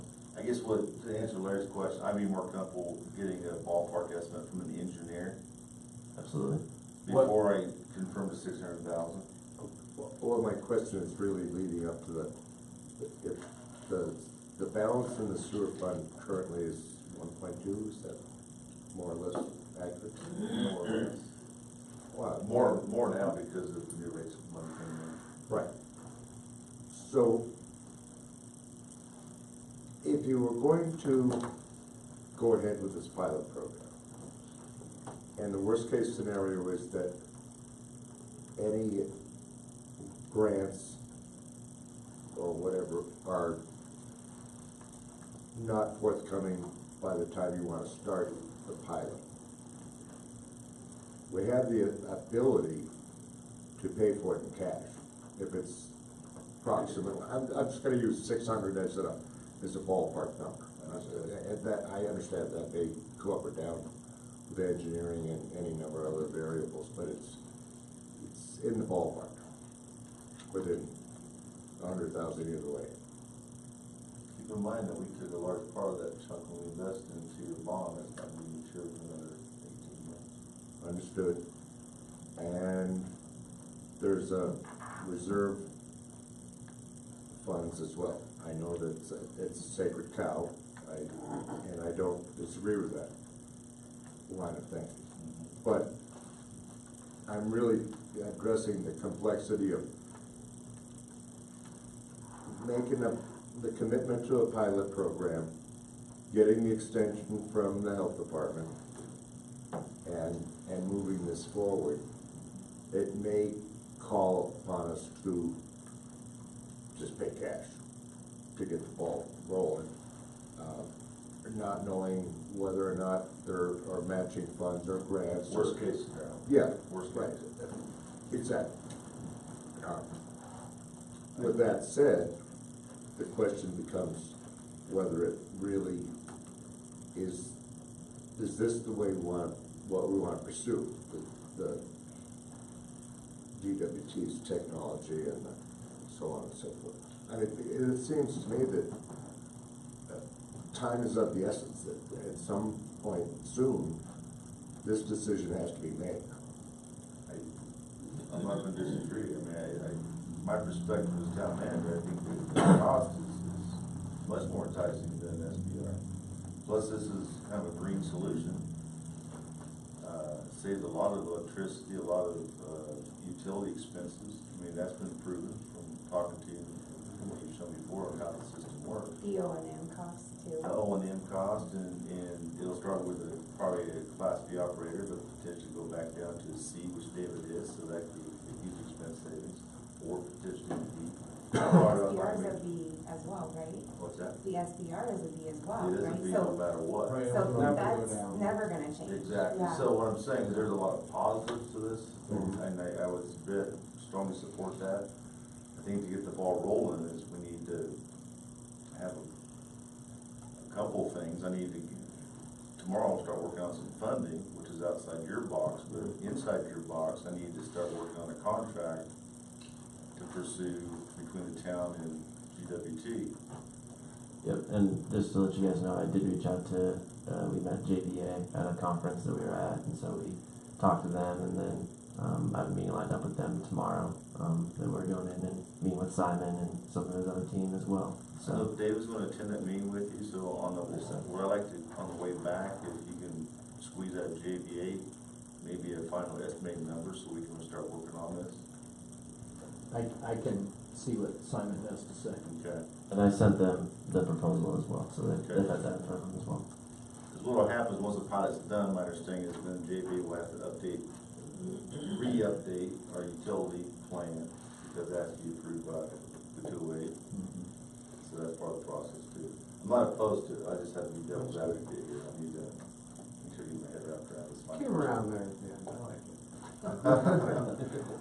David, do you have any opinion into what Max was talking about, where the design, it seems sensible to me that the design of a pilot would, the D&E cost would be low to almost none to just figure out how to get it in and make it work. Is that not what I guess maybe JVA could probably speak to that a little bit further tomorrow. And that's part of what I plan on visiting, and I think that JVA is planning on asking those kinds of questions as well, from a little bit of dialogue that I've had with Simon.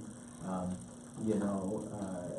know some people have said that, with 120 other lagoon systems in the state of Colorado, if Grosswind gets this approval, then that opens the door for them to, if they got 10 or 20% of those other lagoon systems to Platteville gets a commission. Before it's all said and done, this is going to be a free new system to Platteville. But in JVA's experience, they have worked with some other new technology manufacturers and have had some additional incentives, for lack of a better term, that some of those manufacturers have thrown out there to help get their foot in the door. And like I said in my report, I feel like what Grosswind has thrown out here, I mean, they're telling us that if we get to the end of this pilot, and even if they get the approval from the state, but JVA does the update and the numbers aren't as close as we thought, and we decide to go with an SBR because that's a proven technology within the state. I'm not saying that's the direction we go. I'm saying if that's what the case is, part of the incentive that GWT has provided is they'll pay 75% of what we paid for that first unit to take it off our hands. And so, and then the other portion of their proposal, if you hadn't read through the whole thing, is a 15% discount that basically pays for our 8th unit if in the scenario that we had proposed initially of the 8 units, we buy 7, we get the 8th one for as part of the package.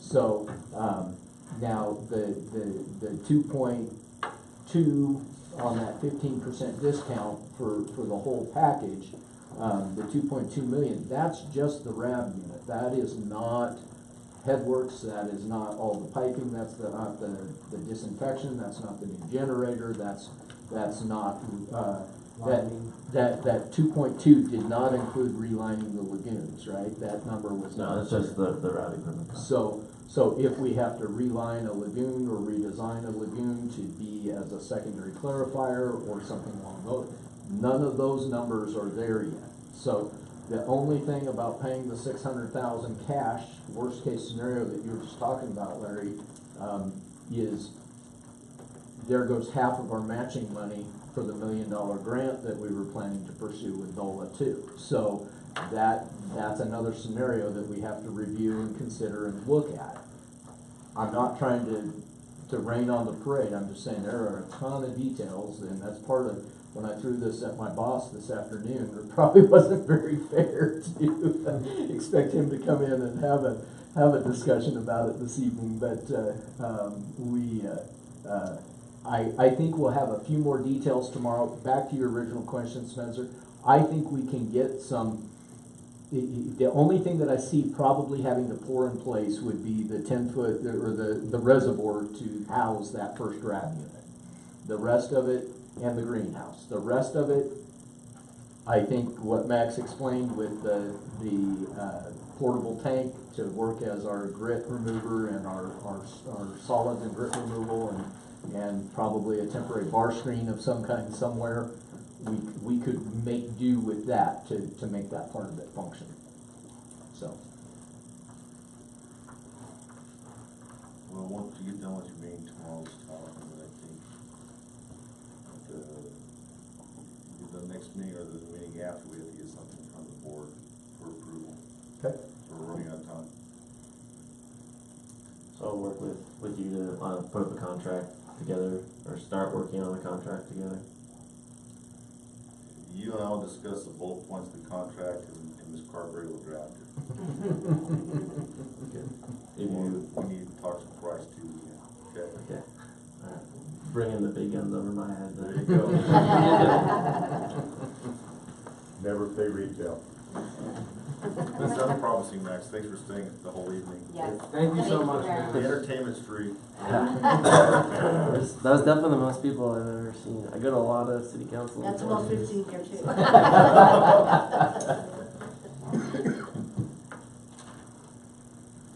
Okay, thank you very much. Okay, moving on, we'll go to Mr. Brand's report. Well, since you got me started, you never know where I'll stop. So we had kind of I don't have a ton, with the exception of last Wednesday, Thursday, to add to my report. So the main lift station at the lagoon, when we lost power on Wednesday morning during the storm, the main generator, the on-site generator with the automatic transfer switch, attempted to transfer, and the generator went into a high voltage situation and shut itself down. We had that happen for over an hour before we got an electrician on site to see if we could figure it out. We called Rocky Mountain Cummins, and the owner of the company had said unless it's a hospital, they weren't responding. He pulled all his guys off the road, which I don't blame them for that situation, although I mentioned at the time that if I got a hold of the owner, he might need a hospital. It was a little bit of a stressful and frustrating situation for the public works staff. Working with Mike Evans, he came out and helped us wire in one of our roll-up generators to get the pumps up and running. So we got that going, but that means we had 3 other lift stations with only one other generator to bounce among them to try and keep it running. So Mike went and got his personal generator and brought it out and wired it in. About the time we got it wired in, the power came back on. But we left the generator wired for the night.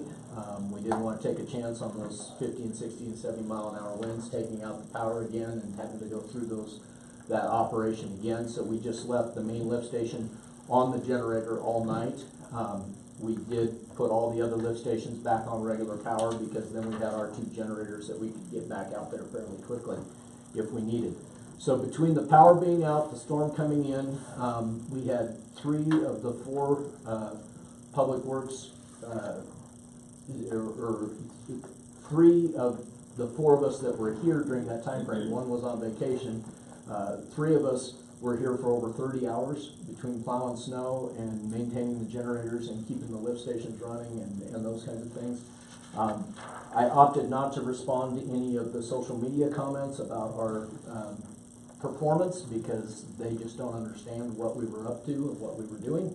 So at this point, you guys probably would be looking for a new public works director if I had responded. So other than that, the guys did a hell of a job. They really did. And most people will never know that they were able to continue to flush their toilets and not have it come up in their basement because of the job that the guys did to make sure that that happened. I mean, literally, we were on our way. We were going to go down Main Street with one of the generators to get Bella Vista up and running when we discovered that that's why the power went out, because the power pole was laying across Main Street right there at Riverview Park. Had to figure out the detour in the storm and go from there. So, be happy to answer any questions about what I had written or otherwise. I think you guys did a great job with everything that happened. It was quite the storm, wind, and everything. So, Thank you. I was out there digging myself out the next day, and you guys were still out there throwing some sand and stuff down and plowing the street. So, yeah, you guys did a great job. Thank you. Please make sure your crew knows we appreciate their hard work. I will pass that along. Over at the community center there, just, I don't know if there's a tread plate separates from the tile and the entryway, that just have a carpet over that. Is there a way we can remove that? It's funny you bring that up because we're actually in the process of working on several items over there, but I did notice that again the other day, and I have a hunch. We had it down pretty good at one point, and I think somebody must have a little extra time on their hands in that lobby once in a while and start kicking it or playing with it, because every so often it seems to come up worse than it was before. Yeah. So yeah, I know for a fact the kids over there during Taekwondo, and I'm not sure what other, they get playing and stuff, and I'll keep an eye on them there. Have to move that rug back over to cover it back up, it gets exposed, and I just didn't know if there's something you guys can do about that. I will look at it and see if we can get it out of there completely. At one point we had removed part of it. Yeah. And so it just keeps curling up. Yeah. So, okay. And then renovations, for finishing the renovation, I mean, it looks like they're doing some more in there, but what's proposed? We went ahead and took the old speaker system and stuff like that off the wall over there. We went ahead and removed the sound boards that were on the walls over there. We are in the process of getting numbers from a general contractor to go in there and just oversee a renovation, and then we also have opted to contact a bunch of contractors ourselves to get a number for comparison purposes if we were to kind of GC the project ourselves. We have a window of opportunity until about the first week of May that we could potentially get in there. There is some stuff going on the last week of March. The fire department has a big event that's scheduled in there, and a health screening thing that had scheduled with us that needed that size facility. So we don't have any other weekend rentals between now and May 3rd or something along those lines.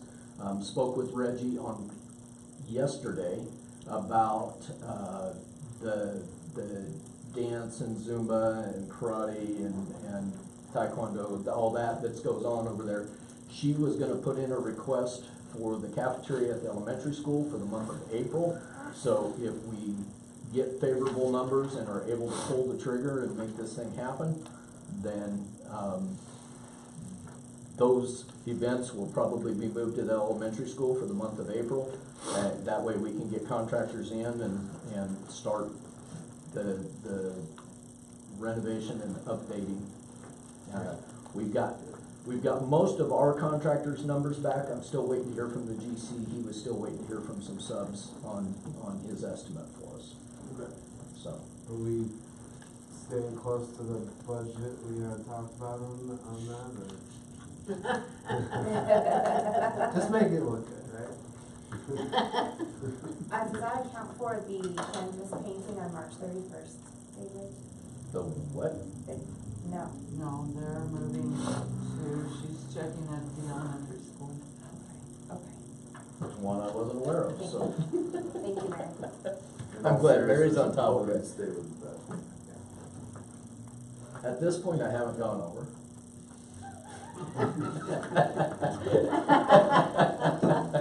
Well, I was talking to David earlier, just to tag team on that, and I'm hoping we got the numbers for the next board meeting, so we can get this approved and get rolling. Obviously, it's not gonna be under my authority, so.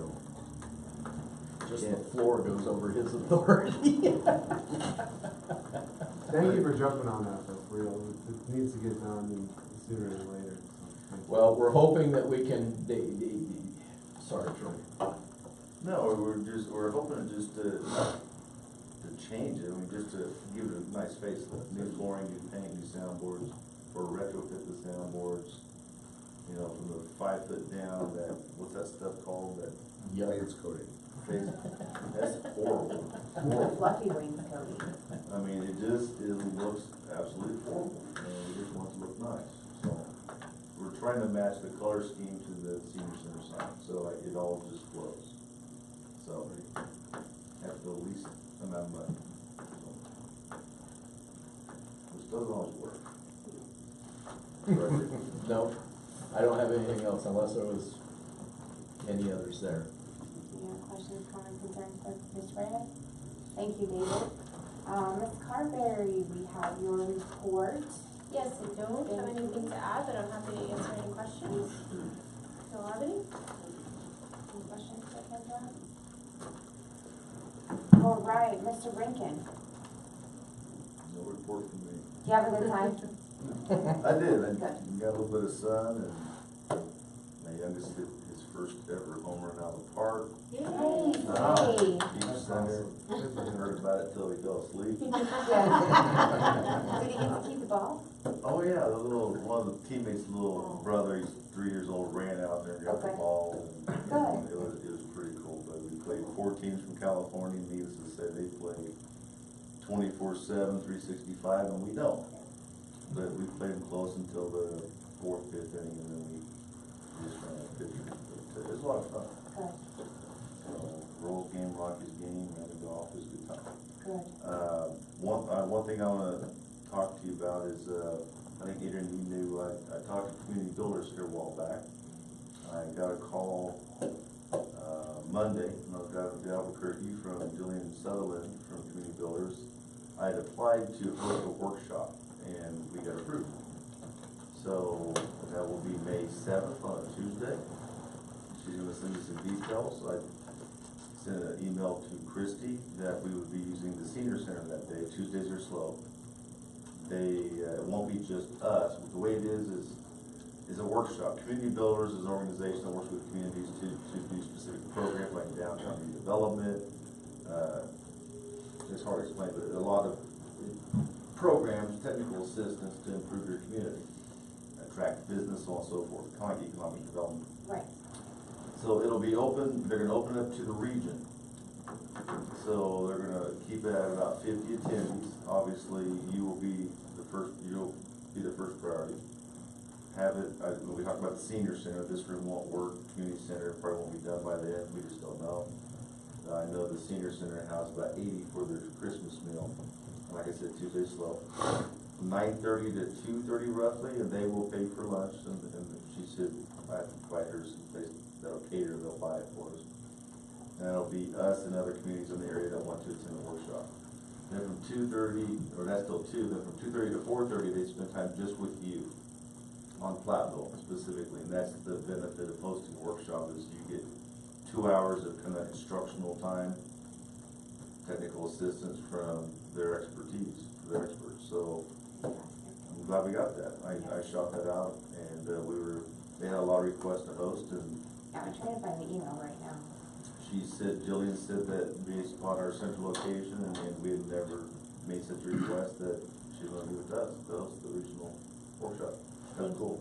That's fantastic. Very cool. Yeah. If we do things right, we can have it in the community center. But yeah, we'll see. I don't trust the GC on that project.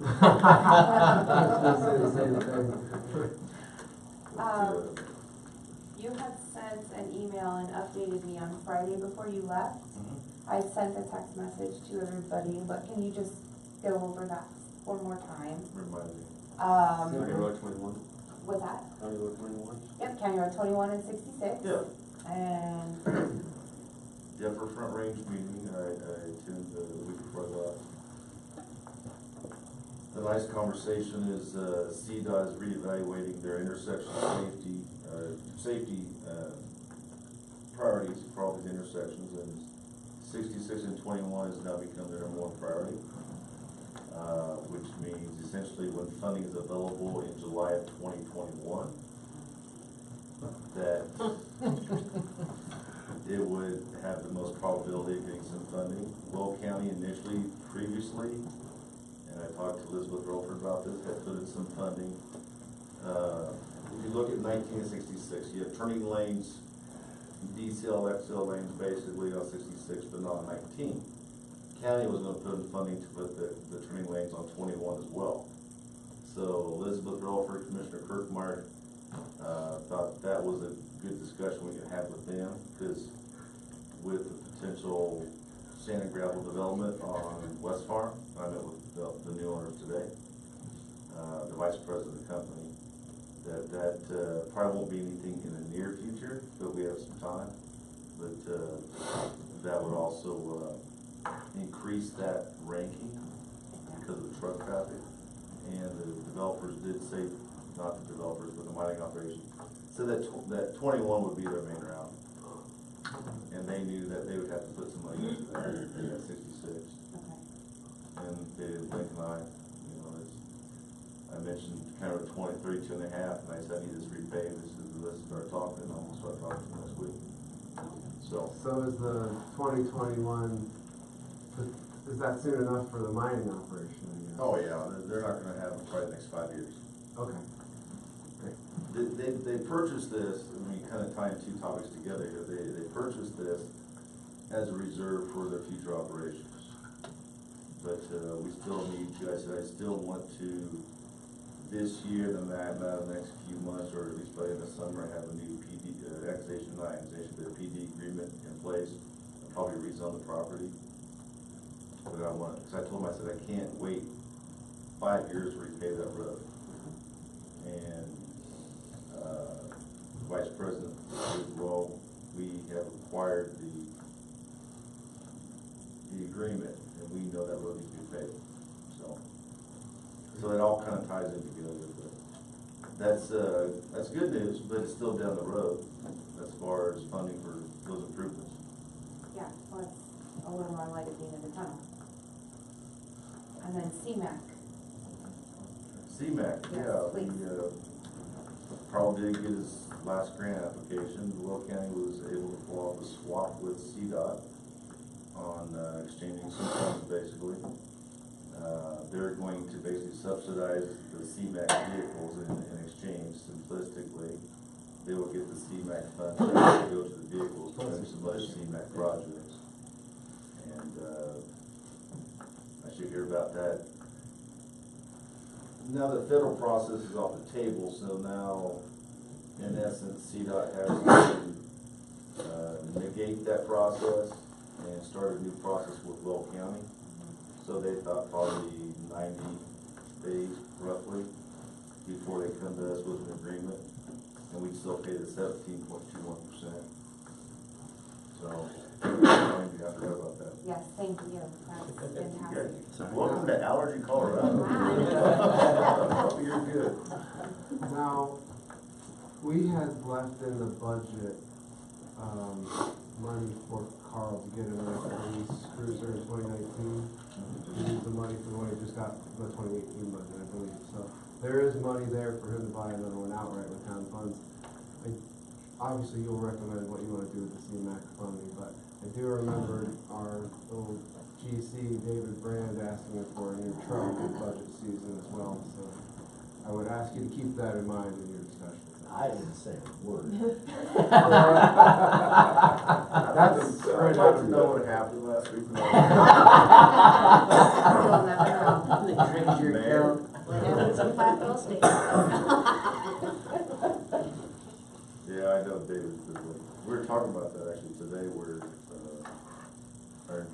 police and public works. Police have been replaced except the director's truck.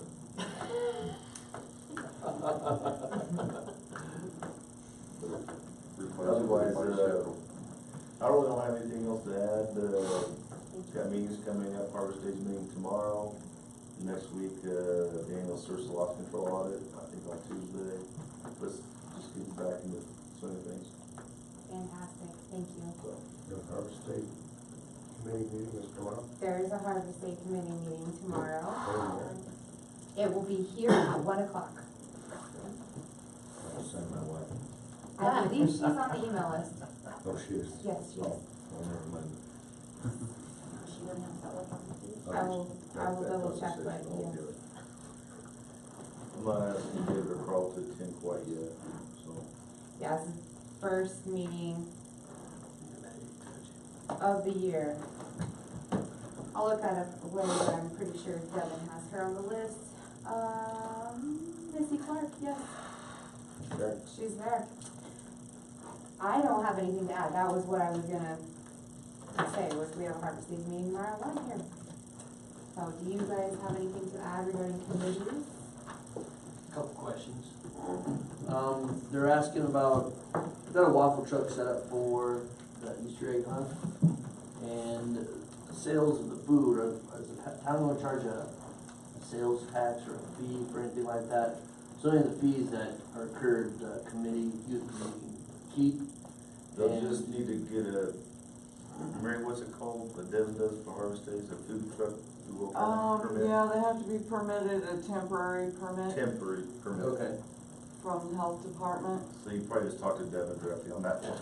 And technically, we don't have the right to waive sales tax. Well, we don't waive sales But- tax, but I don't know, have we ever collected sales tax off food vendors? Yeah. Have we? There's a temporary sales tax permit too through the Department of Revenue. Yeah, they do. So on that topic, you know, this last year I saw a food truck in the backyard of one of the people that just redid their house. That's permitted. Was that permitted? And, okay, cause I was like, it was odd to see somebody's food truck in the back and they got a picnic table and people sitting in the backyard of somebody's house. Yeah. And she tells us they're coming back as soon as it gets warmer. They had people trying to eat when it started to get to be in the 20s and 30s, and that didn't work out very well. There's a food truck on that facility, You know, over there towards the Eveready, those two houses, one's pretty much, you know, it's shiplap and stuff, the next to it, but the one they just rebuilt, and that behind their house, they had a food truck and picnic tables back there, so I didn't know if that's within code to do that, or? Yeah, they got permission, it wasn't against code, they got permission from the property owner, Hector owns that house. Sorry, no one asked me. Is it against code? I mean, that should be a question that, so what would be proper procedure in that? We just might wanna look into it, that's all. I'm not gonna say it. Still need to stifle the creative business in town, don't they? Right. No, I'm not, yeah. Yeah, some of our regulations are kind of loose, so we need to take a look at those. Yeah. Okay. Especially temporary use permits. Yeah. Now, what if you did this to avoid the sales tax collection, if you did it on a donation, suggested donation basis? That doesn't, no?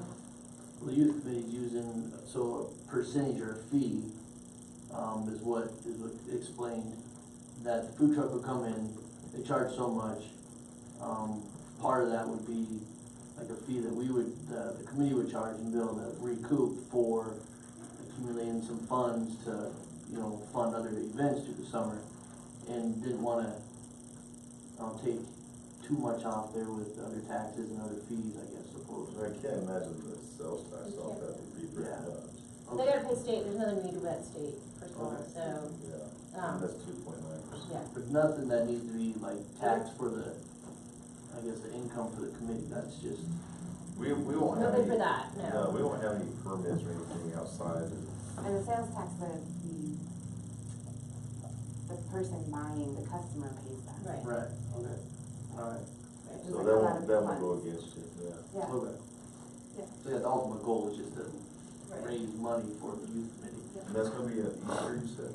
Yeah. The Saturday before. No, it's the 31st. Nick, this is the first I'm hearing of this.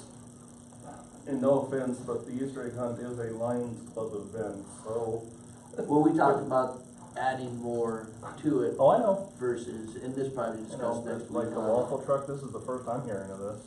Yeah, well, these are just ideas they're bringing up, we're just trying to get, understandings of. Oh, no, I think it's great that it's becoming more of a community event, because usually the kids come in, hunt for their eggs, and leave, that's it. So like half an hour and they're gone. Right, we're trying to get them to stay. Saturday, April 20th at 10 o'clock at Lincoln Park. That's the Easter egg hunt.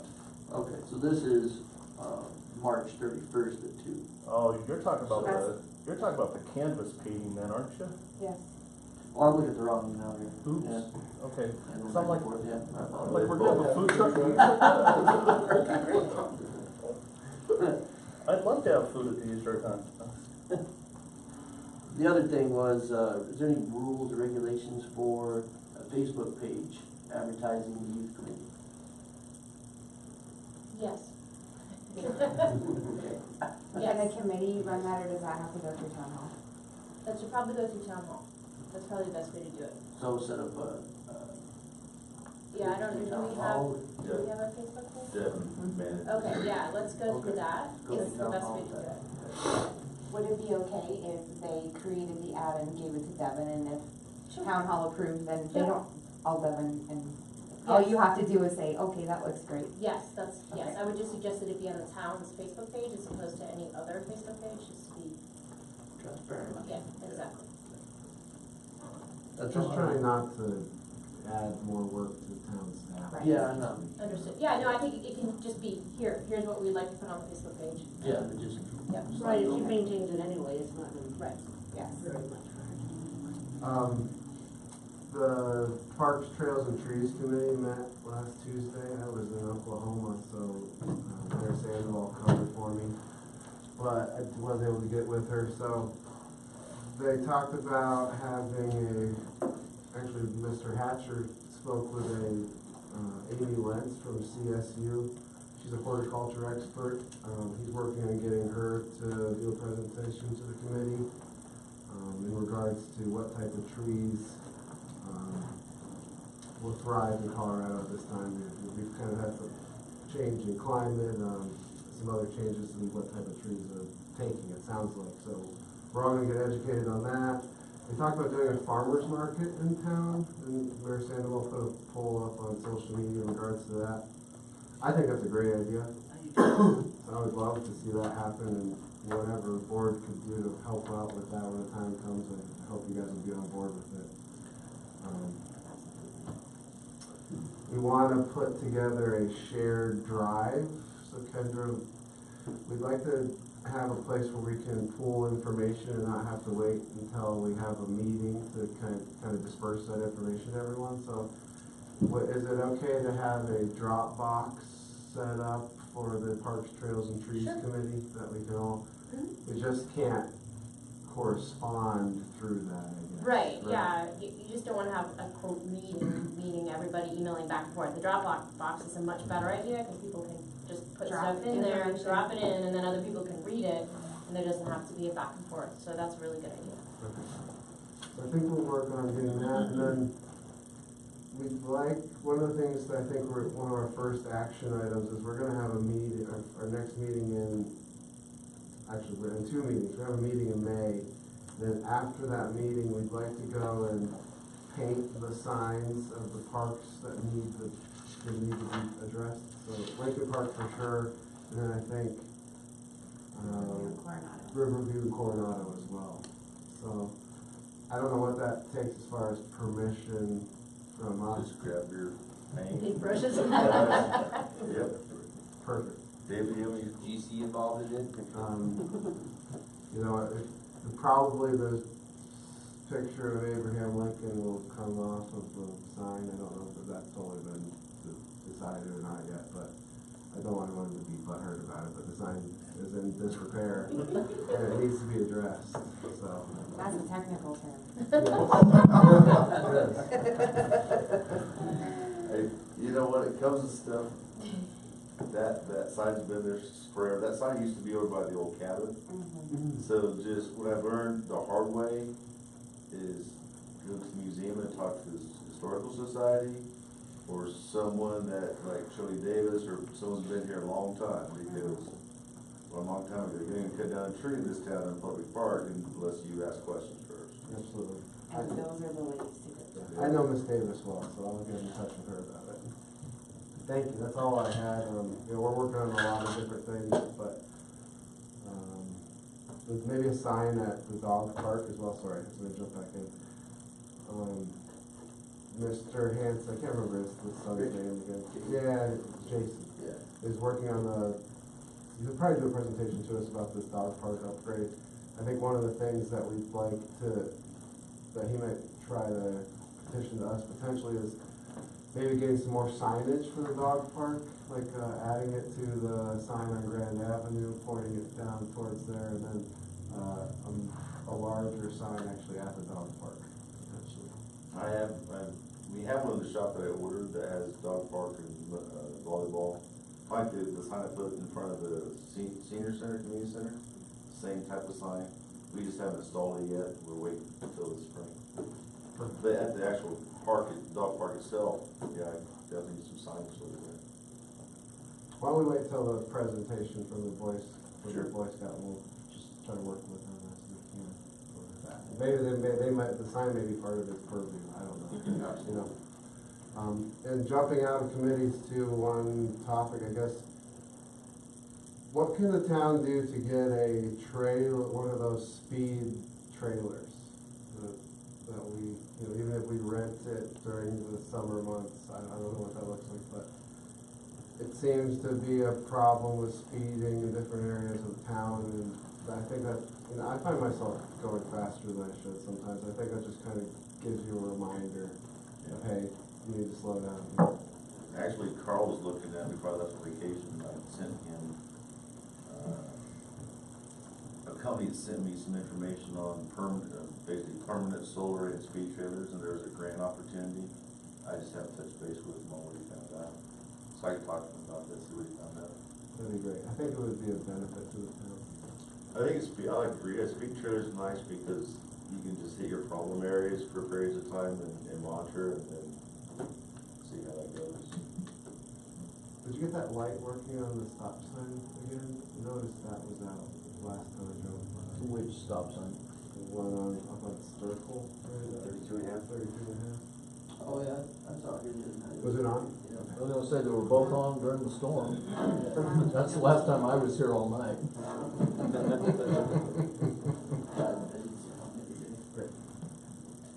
Jason or Richard approached me about his son and the dog park. He wanted to know if there's anything that to move forward, but he may go with that presentation. He's asking about signing off on something.